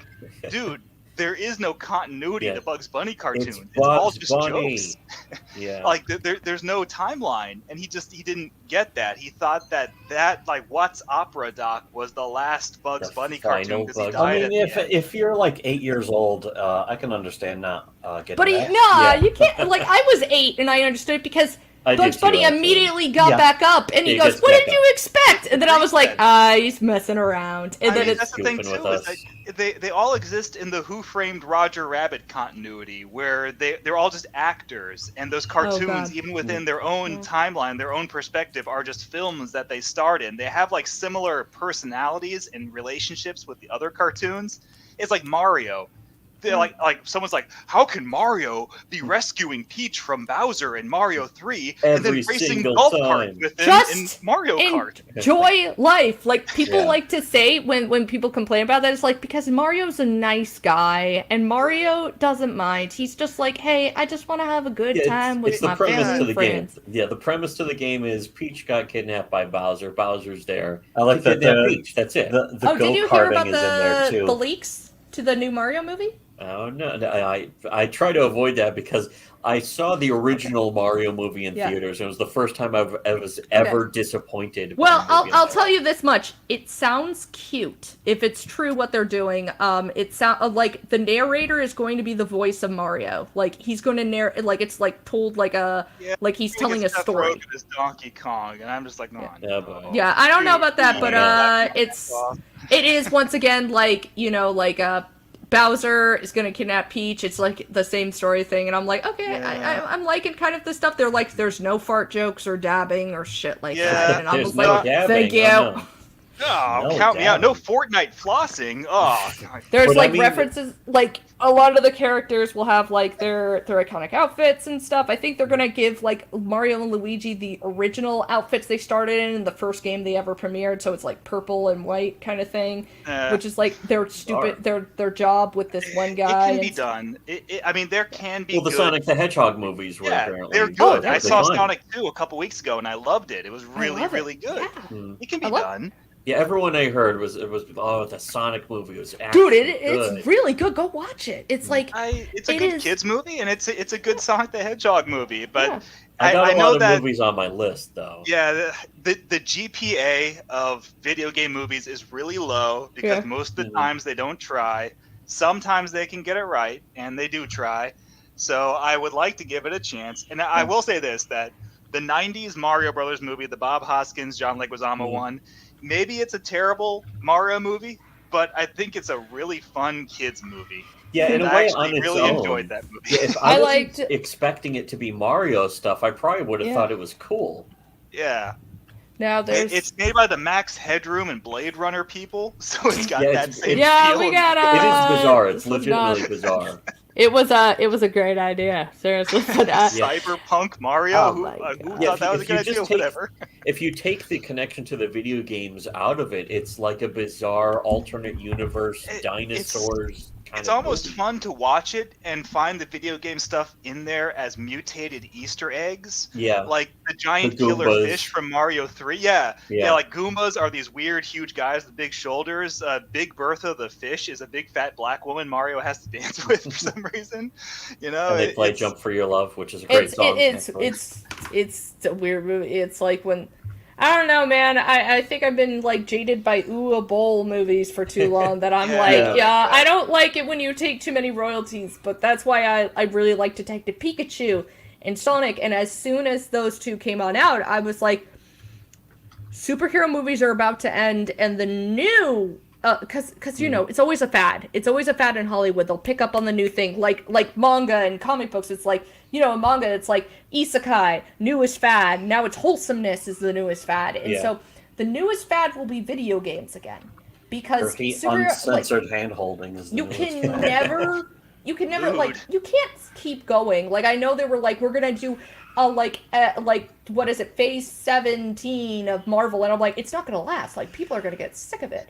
Well, it's so much content already in the MCU. Yeah. It's I mean, they've done the Disney Plus TV shows, but now they're admitting that the Netflix TV shows are canon. Everyone's like, oh, the Netflix shows didn't count, right? Like, no, they do, because Daredevil shows up in Spider-Man No Way Home. It's like, oh, so man, that's like 5,000 hours now of content that I have to watch to enjoy the entire continuity, and that's the same thing you have with comics now. I did like Kingpin showing up. I did like Kingpin. Like that was the only episode of Hawkeye I saw, because I heard everything else sucked, and I was like, oh hey, it's Kingpin. Well, the MCU now is getting down to like a pick and choose continuity. It's like, I'm never going to read every Marvel comic ever. I'm just going to pick and choose what I want to read, and that's my you canon. Shouldn't have to. They tied it in because they were like, well, maybe it would encourage people to buy some of the other comics, but having to read all of it, even back then, wasn't really seen as necessary. But there's a lot of you shouldn't need to read 500 comics. It shouldn't change so drastically, but but they're like, oh, we have to change it so heavily because we need to do something different. It's like, how about you just make a new villain and just make it cool? And then it's like, no, I need a new outfit. I need Peter Parker to be a billionaire. The truth is that that continuity, no matter what corporate says, no matter what Wikipedia says, continuity to the individual is 100% a la carte. Whatever you have read is continuity. Whatever you have watched is continuity. Like Star Wars, above like you go over anything that's older than 20 years. Continuity is always going to get screwed up anyway. Yeah, it should be, especially when you're changing. Right. I mean, that was one of the other. This is also one of the things that they need to stop doing in comics. Is they actually need to let some of these stories end.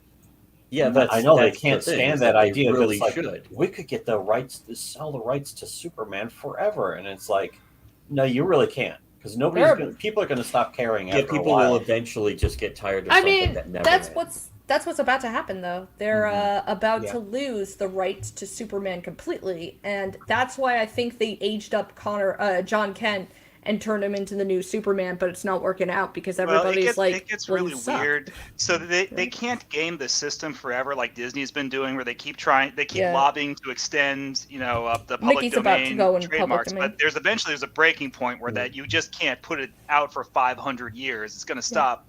So they're finding really insidious ways around it. So Steamboat Willie is about to go into the public domain, and everyone's like, oh, Mickey Mouse isn't, but Steamboat Willie is. And everyone's like, oh man, so that means that we could all release our own versions of Steamboat Willie, and we can do our own derivative versions of Steamboat Willie, right?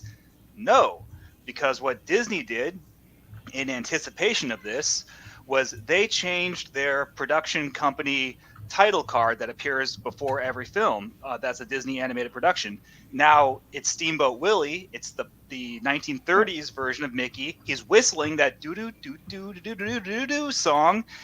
And if you do a derivative version, you can't, because the trademark now is that Disney production company logo. That's the Steamboat Willie version of Mickey doing his little whistle, singing his little song. And if you do anything with that, now you're in violation of that existing trademark that's going to be good for 100 years. So their lawyers will always find ways around it. They're very clever. That's what they're paid to do. Mm-hmm. So nothing is ever really going to fall into the public domain ever again. The competent lawyers will always find a way around it. Nothing you can really do. Honestly, you just gotta come up with your own shit. I just like at this point I'm like I think after a while, like all of us were like, you want to know what? I'm just done. Why are we wasting our time on stuff that doesn't want us when we can make our own? And that's what I love. Mm-hmm. I love like all the I'm mostly buying indies. It's like the Darkman thing. I was rewatching the review for Darkman. Oh yeah, the Red Letter Media. Like, they wanted the rights to the Shadow, but they couldn't get it, so he just made his own thing. It's like, I wish people would do that more often. Because that's such a bizarre new twist. And again, then it's a new property. It's a new creation that you don't have to be like, oh, we're making a thing on the. You're allowed more freedom to make what you want there. Yeah. It's just a completely different take. And like, again, Carly, Common America is going a completely different, new, unique direction than even any parody of a Marvel character could have been. Sure. It's a whole, just completely, its own universe, and now going into shared universes, because that was one thing. Oh yeah, we're going to do that. Yeah, well, if we actually have been talking about that the whole time anyway. But with Common America, it's funny because at first I remember talking to you and Tim, and I'm pretty sure the way I remember it anyways is that you and Tim didn't really seem that hot on shared universes or the idea of them. And then it's like, well, Black Ops could exist in the Common America universe, but it'll have to mesh in this way. But it kind of worked out a lot easier because, again, they're both cartoony and that kind of thing. Yeah. And then the upcoming one is Soul Finder or Soup Finder, as someone might call it. I don't know. But it's like that, in a way, kind of clashes. But I was going to ask you, it's like, if that clashes, what changes are you personally going to have to make to the whole Soul Finder universe to make it fit? Our attitude is that our shared universe is called the Commonality, and it's just the books that Tim and I do together. So it's just Common America, Black Ops, and we have a way that Walmart fits into it. It's kind of going to be a joke, but it fits into it. But it's just our books, and that's what the commonality is. And the reason it's just those books that Tim and I do together, even when we have guest crossovers like Soul Finder, and recently Black Ops just crossed over with Brian Boland's Rags, and the one he has with Luigi Toriel. Like, we have and we're going to do another one with Tomorrow Girl. Common America is going to cross over with Tomorrow Girl, which is owned by Ben Dunn over at Anarch Press. But they're not part of the commonality. The commonality is just our books, and we do that because we don't want our continuity to interfere with somebody else's continuity. And the way I've always seen it is, it's like Transformers and G.I. Joe way back in the day. Like, their continuities in the Marvel comics would occasionally intersect, but they ran parallel to each other. And the only times they crossed over was when they met each other. And that was when their continuities intersected, and then they went parallel again. So, like, in Transformers Generation 2, Jyaxis, the Decepticon, nukes San Francisco. But in G.I. Joe, San Francisco's fine. It never got blown up. Even though Transformers and G.I. Joe crossed over several times, they ran parallel to each other. So Soul Finder, if Soul Finder by Doug Ernst ever wants to nuke San Francisco, he can do that. But that doesn't mean San Francisco is going to be gone in Common America and Black Ops. Likewise, if we ever want to destroy New York, New York's not going to disappear from Soul Finder. Only where our books intersect is where the continuity has to match up. And then we go and both run parallel to each other. Yeah. No, Thou, I think everybody just wants to do at least one time a crossover with Common America. I'm not. Yeah, of course. Well, there's Common America will be showing up in literally 2, by the way. I wanted to mention. There's a cameo. Yeah, there's a cameo. I don't know if I should mention that, but that is so cool. I think it's worth bringing up. The closest thing I got is a reference, if that's okay. I asked Mark a year ago. Reference is always nice. At least a little reference or a cameo. I mean, Kekistan is referenced as Topekistan is referenced. There is a place that's also Topekistan, so it's just that's right. Because I love Common America. Might as well be Topekistan, because that's the way I read it when I see it. Yeah. Flork from Flork and Cows is crossed over with Common America. So, I mean, Flork is canon with Common America, but that doesn't mean whatever weird continuity Flork has going on in his book, that doesn't mean it impacts. If Flork decides to blow up San Francisco, that was for the good of the country. Flork is amazing.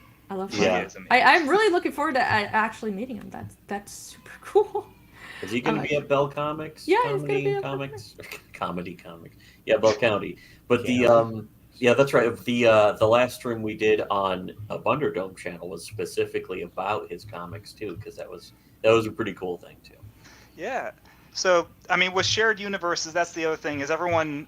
When we put out that commonality timeline that just included Black Ops and Common America, we got a bunch of people saying like, but where does Soul Finder fit in between your volumes of Common America and Black Ops? And like, it doesn't matter. With Soul Finder, that's Douglas Ernst's continuity. That's his narrative. We're not going to tell him ever how to impact his narrative. We're not going to give him notes saying, oh, you can't do that because we're doing something in our book with this. Like, no, it doesn't work that way.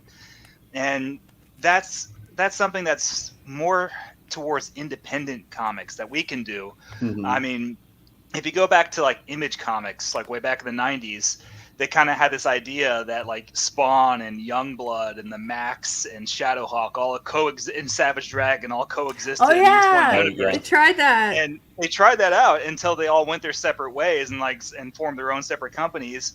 But those crossovers still happen. I mean, Chapel still was a member of Youngblood or whatever, and that's part of Spawn continuity, even if you can't reference it anymore. You know, this shit like that. Savage Dragon still showed up in the Max, and Pitt still showed up in the Max, even though they can't reference.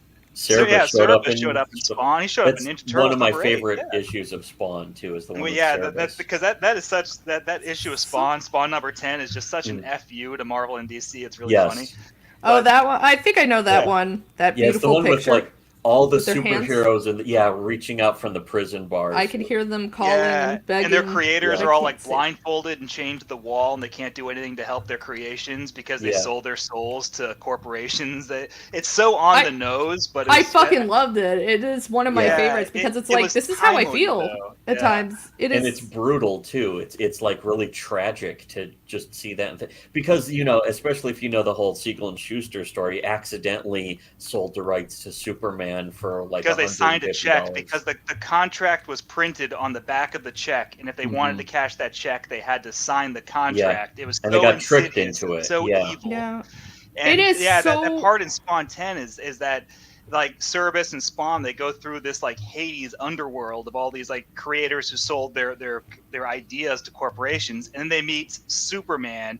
And the way he's drawn is that he's in shadows, so his like S is kind of like covered, but his silhouette is Superman, and he's like chained up to the wall, and he's like bald and gagged, and he's prostrated, and he's so humiliated. And like this is the one that started it all, that set the standard for all these creators and their creations to do what happened to him, like don't follow in his footsteps, kind of thing. It's so that is so sad because I love it. Like, dude, they fucked up for me. It's so bad.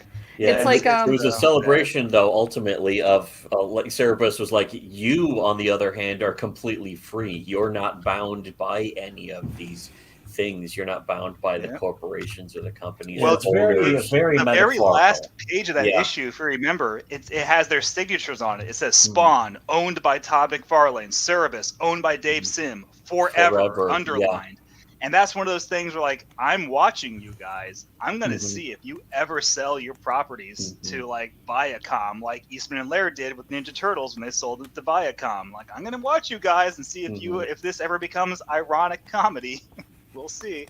That is it's just a really sad tragedy. Yeah, it happened to Siegel and Schuster. It happened to, Bill Finger, of course, even. Not even happened to Jack famously. Kirby. Yeah, Jack Kirby was really bitter about that.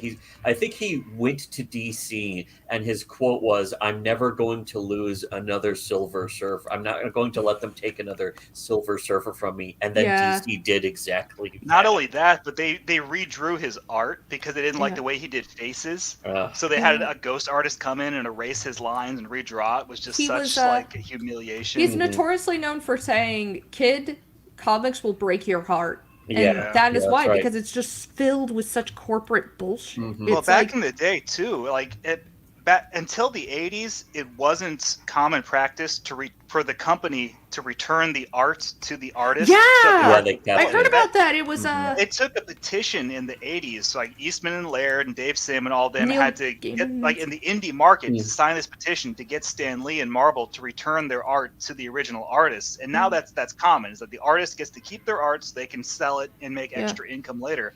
But that's a modern concept. Way back in the day, you gave those original boards to the publisher, and that was Marvel's property. That was DC's property. You didn't I remember hearing a bunch of stuff. I think it was like a bunch of bad boys back in the day. Neil Gaiman, I think, was part of it. Crazy Catman, Watchmen guy. He led it all, and there's like Alan Moore. Yeah, Alan Moore, and Alan Moore is shown. I think there's a photo of him handing back a bunch of Jack Kirby's works back to him or something because he had to buy it and give it back to Jack Kirby. That's well, I mean, not like buy it and give it back. Like I think they like handing the first batch back to him or something like that. Like because he loved Jack Kirby. Supposedly, he says that in reality, Jack Kirby made SpiderMan. The depressing thing too, and I think what really like hurt that cred for Marvel and made them, give that art back, was that they found out that like Stan Lee was keeping it in cardboard boxes in his garage.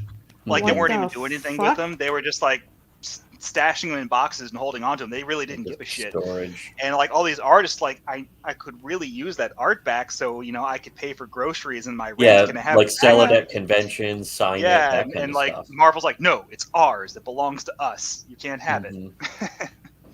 Yeah, that was bizarre. Like because Kirby was just drawing so perpetually that people would come over to his house.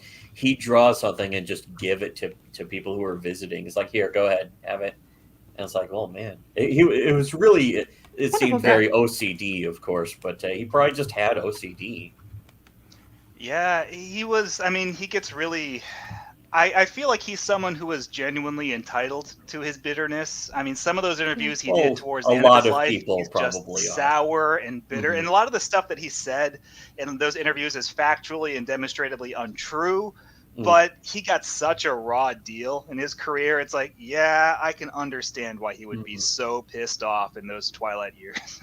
Yeah, there was Yeah, like indie comics would have served him perfectly, and I think that's in a way what Ditko was trying to go with was to not be owned by, like, he was making comics kind of for himself, but it's like, what can he really do about them? Because if you don't go with some company, it doesn't get shown, and that's one of the best things about the modern era is with web comics and indie comics and crowdfunding and all that kind of thing.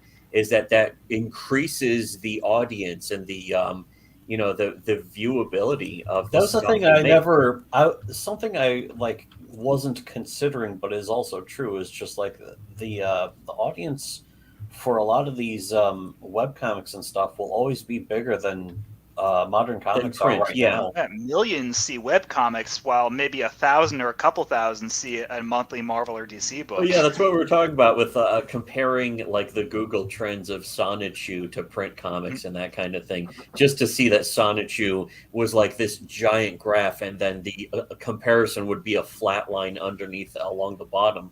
But like Tails gets trolled, but also like Stone Toss and that's free too. Other stuff. Yeah, you just can see it on social media. There's no advertising company out there who's trying to. Yeah, there's no publisher. Millions. Yeah, there's no publisher trying to get around. There's no $150 million ad campaign. Yeah, but it's how do you monetize it? How do you get rich off of web comics is the hard thing. A lot of times, like I think that the great story is Penny Arcade, of course. I mean, that's the dream. Yeah. I used to talk to a lot of webcomic artists because I originally wanted to be a webcomic artist back in the day. So it's like they would talk about the Penny Arcade living the dream and also the nightmare, which is they sold the rights to a group supposedly, and this happened to several webcomic creators, and that's why some of them just immediately died. Is they signed a contract without reading it because they don't know any better. They were young and naive. Yeah, and they got screwed over. It's like they own all the stuff, which is why the Devil's Panties girl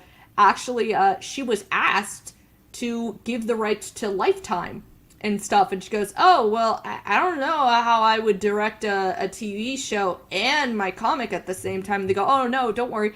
We'll get somebody else to write it for you for the show. And that's when she became suspicious, but she took the contract back, and she had a friend that was in law school, or there was a friend of a friend, and they brought it to them, and they go, all right, here we go.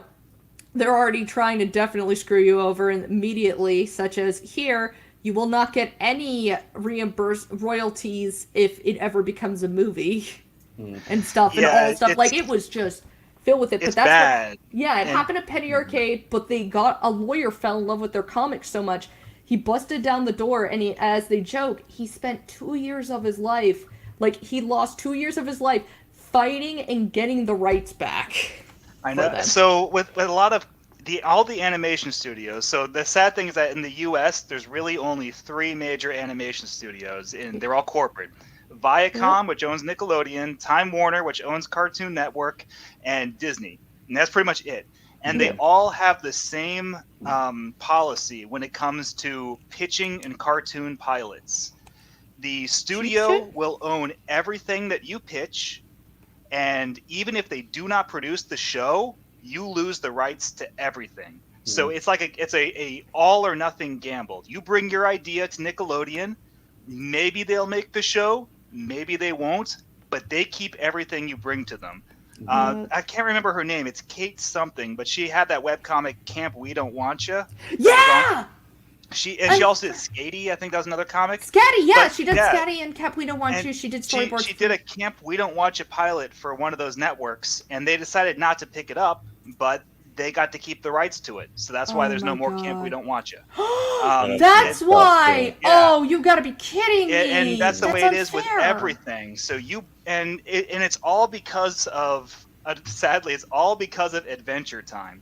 So Penn Ward brought Adventure Time to Nickelodeon. Nickelodeon did a pilot for one of their pilot productions and passed on it, but Penn Ward got to keep the rights. Then he brought the rights to Cartoon Network. It became a giant hit. And it made billions of dollars. Nickelodeon was like, well, fuck that. If anybody ever brings an idea to us again, we're going to keep it, even if we don't make it. Oh, that is so unfair. And then and then Disney and Cartoon Network, I was like, oh, well, if that's the way it's going to be. Yeah, it's the sourest of grapes. Yeah. Yes. You want to know what's weird? They passed up on 7 other shows that actually became big as well, which may have been also why they got. Yeah, there's another one. Cartoon Network passed up on Family Guy because they had the Family Guy pilot, and what a cartoon was called, like Steve and something. It was and they passed on it.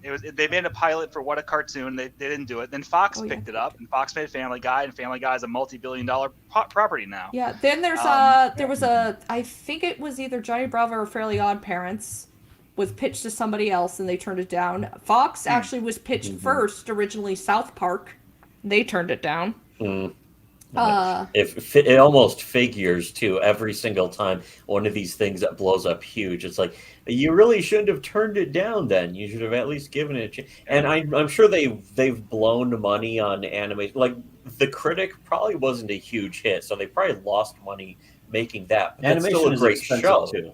Yeah, animation is expensive. I can understand with the Critic. Yeah, but it's the idea that so what's his name? The creator of Invader Zim, Jonas Vasquez. Yeah. He has a pilot that he produced with Nickelodeon after they canceled Invader Zim, and they won't let him have it back. They have no intention of ever producing it. They said you can buy it back for $1 million. And he's like, I don't have $1 million.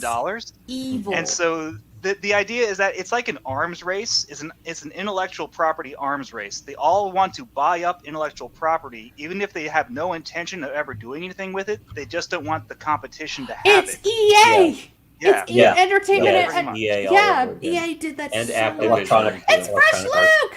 Yeah. That's Katie Rice. She's one of the people. Yep. And it was the Hey, Fresh Luke is in the chat. What's up? Yeah, Katie Rice. One of the other I really liked her work. It was always she's in the industry now. She's just doing other stuff. So I'm not surprised she's kind of part of that clique. But that she was a victim of that. You think she would be more sympathetic to other creators, but maybe it just made her bitter and dark after all the betrayal. She learned how to play the game like a lot of people. There could be a lot of aspects because there's a lot of other. No. I noticed I went to the library recently and I saw Lumberjanes was just all over the young adult comic section. It's Do people even like it? It's like I have no idea, but there's like 10 books of it just at the library there. Scholastic, they just that's right. Scholastic's actually does a bunch of weird shit, but and I know the creator. Well, the creator of that directly was involved in trying to get our original blog banned back in like 2012 or 2015. Oh yeah, she's a spoiled brat. I mean, what they announced they were gonna make it the funniest thing.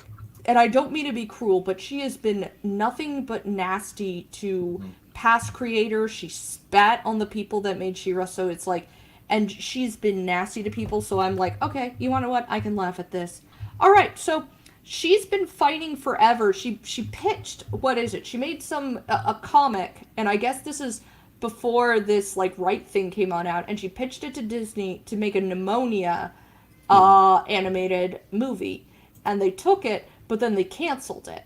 And she's been desperately trying to get somebody to make it into a thing. It wasn't it was okay, but it was weird. But and then finally Netflix just announced we're gonna make it into a show. Yeah, I heard we're gonna about make it that into a movie.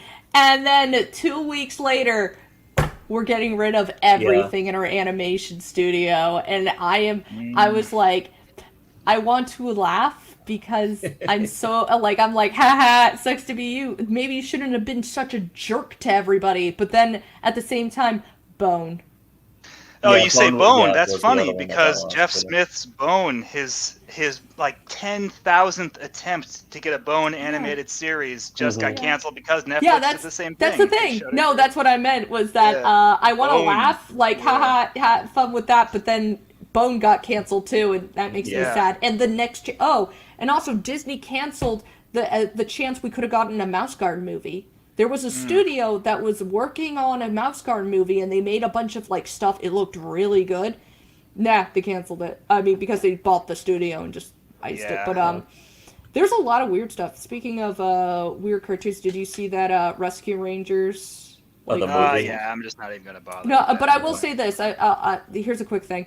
So they did that like joke on Peter Pan or whatever. People, I love this. Like people on Twitter and stuff are pointing out, it's like, you know how bad and poor taste that is, and then explain the tragedy that happened to the voice actor, and it's like, this movie is going to bomb, and it's going to bomb even worse now, and I'm so glad Seth Rogen, you can suck it. That's the thing. Is like Disney is such a brand that no matter how bad a movie is, there are people who will watch it just because it's Disney. Absolutely. Yeah, I mean that's what they're in the mentality of. But here, the thing is, I always have hope for humanity and stuff. So to the extent, after a while, that's going to become boring. Like that's going to become like oatmeal brand whatever, and then finally somebody's going to make a new cereal. And then everybody's going to like that. And it's like, why do I want the bland stuff? After a while, you're going to forget why that name had power, and it's going to lose it, and you're going to walk away. Because it's happened before by people that get too comfy by saying, I'm good enough with just my name. Mm-hmm. My name recognition will bring me places.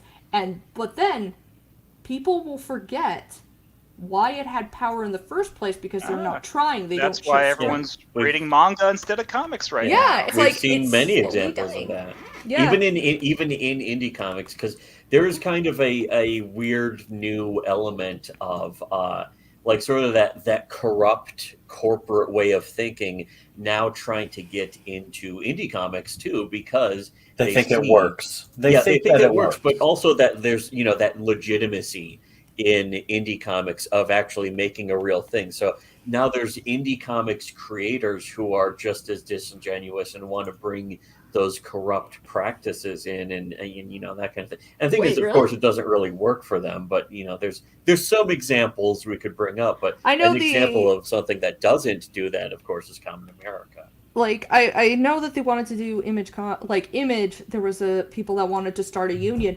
But the funny thing for me, I would have been fine with this, but except it was only for editors, not for artists, not for writers, not for creators. It is for just random staff in there. How do you create a union for independent contractors? I don't know, and that's but what comic creators are essentially, is that they move from one job to another. Whoever will hire them, they'll write, they'll draw, they'll edit, or whatever, they'll letter. How do you make a union for that? And why would anybody who hires for Image or Marvel or DC hire from a union when they could hire scabs for cheap and it's all independent contractors? I guess so, but I just feel so bad because of all the stories you hear of like creators getting screwed over and they're like homeless. Like, what is it? The guy that made Chew? I love Chew. I actually, the first Chew comic I ever read was Revival meets Chew, and I fell in love with both books because of the crossover thing. And like, once again, it's like, they're not in the same universe, so you can just take it as you will. But, I loved him. I read them, but, and yeah, he's kind of a jerk online. I won't deny that, but I love everybody, no matter what, except for selected few people. So, it's just really sad to me every time. Like, I mean, it's sad, but there's also, I look at like Bill Messner-Loebs, who was the dialogue writer for the Max. The Max is owned by Sam Keith. Bill Messner-Loebs does not get any royalties or anything like that. He was just hired to rewrite the dialogue because Sam Keith's an artist, not a writer. Keith eventually dropped him after like issue 29 when he did that time skip. But Messner-Loebs, he's homeless now. He's very poor, unfortunately, and sad. But his thing is that in his interviews, he even says like, oh, there was that MTV cartoon and I was getting all these checks and all this money came in and then I blew it all on a house and cars and all this stuff. And then the cartoon got canceled after one season and then Keith dropped me from the book and then the check stopped rolling in and now I'm homeless. And like, well, is that really Keith's fault or MTV's fault or is it your fault? No, I mean, it is. I do understand. Yeah, that does sound like it's fault. But the thing is, it's just really sad that you find out that these creators and stuff like the guy that made Chew is living in an apartment with 5 other people, and that's how his life is in a tiny cramped thing. And Image keeps saying, like, oh, we made Chew. Chew is one of our best, most successful series. And it's like, well, this guy is, like, almost living on the streets. But at the same time, I think he should move out of New York. Yeah, I mean, that's the thing. Why are you living in LA and New York and these places that have the highest cost of living?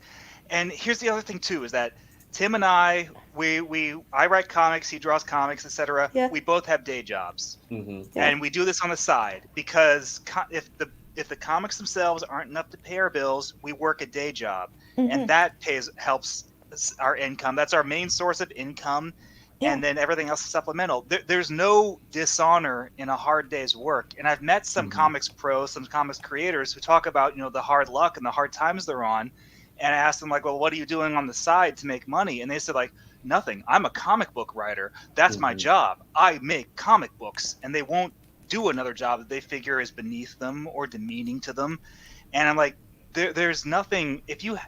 When I first moved from DC to Arkansas, and I was looking for a new job, I took on a part-time job at Barnes & Noble, and I did that for about 4 months before I got a full-time job. And I didn't see it as beneath me or a waste of my skills or whatever. I was like, I need money to pay my bills, so I will do any job that will hire me.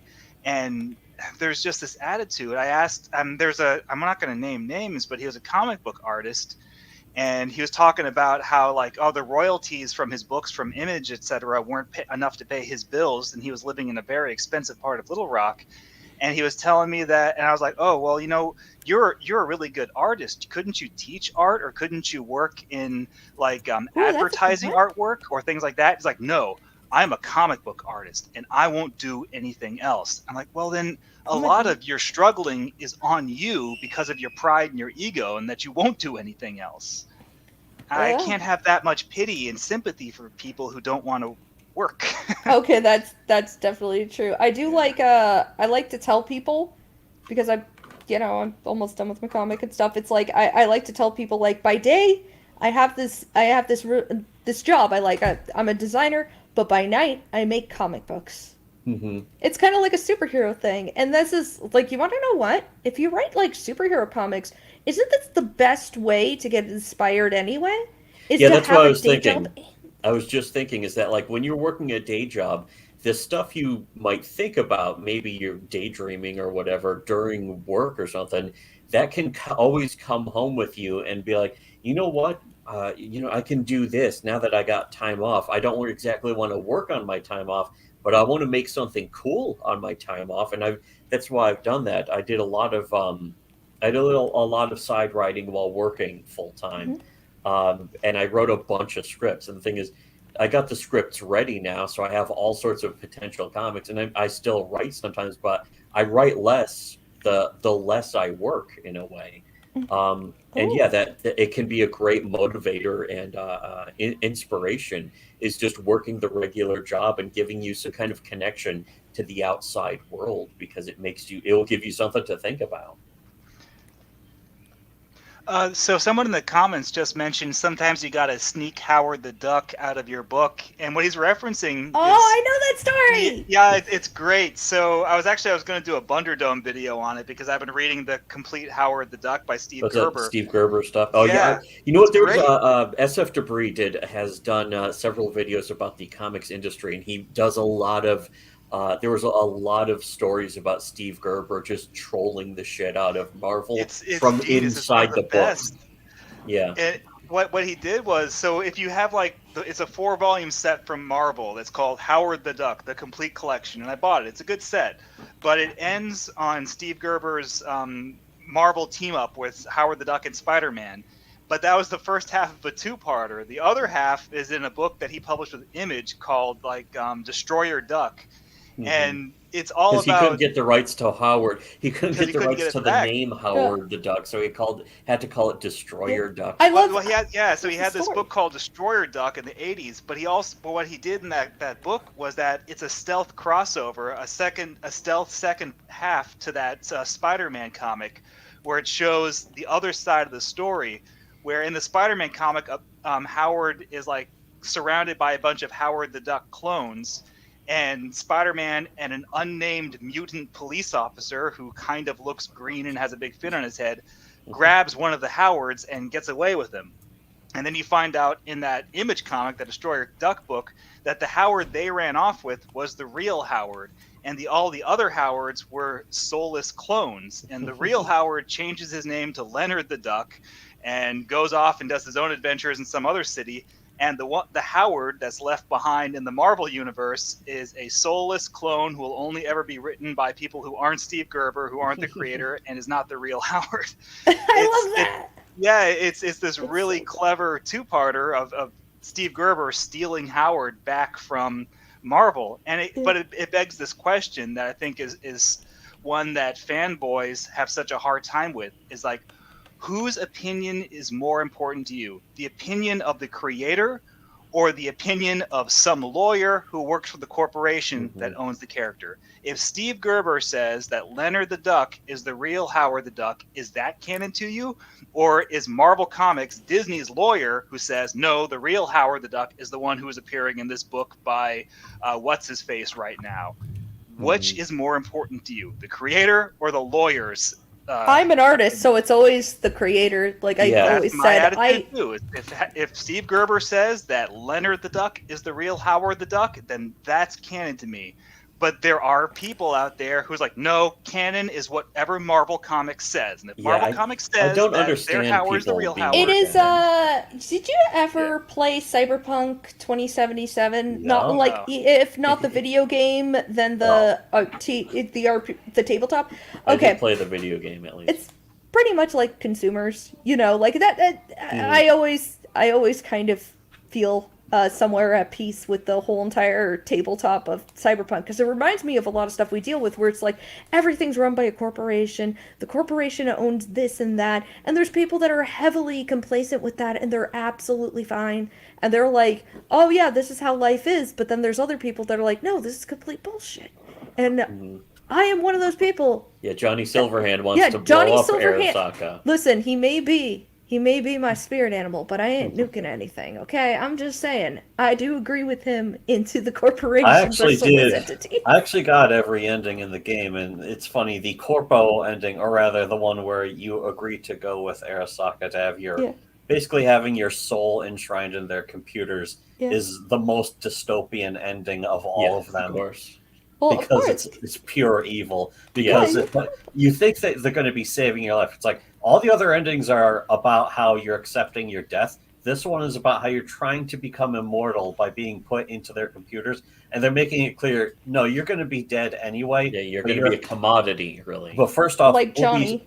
We'll be uploading you into our servers.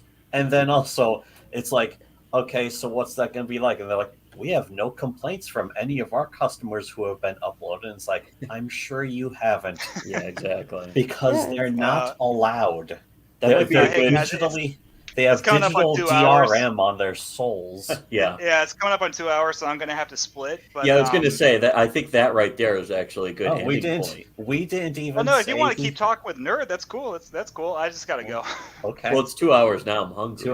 I'm hungry. I need to eat 2 hours. I think we all need to eat. I need to eat too. But somebody in the chat was like, "Is NerdWonder aware of the slurs you guys throw around regularly?" You mean fans? That's the worst slur of all. Well, the answer to that is the F word. The F word, the gay F slur, fans. And the straight, fans is the ultimate slur. I do not know any of the slurs, people. I am too wholesome for slurs. I was actually going to Xbox Live account, and then you can learn all the slurs. Yeah. We said Marvel fans and DC fans. Those are the big slurs that we throw around. Yeah, fandoms and fans. Those are the most. That's the real F slur is fandom. Comicsgate. Oh, yeah, exactly. But this is here's the thing. We just want to do the C word. The C. Yeah, no, yeah. We don't want to drop the C word, but we just wanted to just do a hangout for like an hour or two, and it worked out, I think, quite well. It's nice to just hang out and talk about the actual stuff going on. We'll do that. That's the thing. Is for literally, it's like because we're starting at the very bottom. Yeah, we're so far at the bottom. We should have been higher up, but each time We get our channels pulled, false flag. Yeah, there's all sorts of bizarre shit going. And that's the thing is that's what I was talking about with like the infiltration of indie comics is the really corrupt business practices coming in aren't just like trying to own or steal the rights to creations. It's now all this bizarre internet shit. It's people saying that they are the leader of a leaderless movement. And it's like, it's one or the other, and it's definitely not leaderless.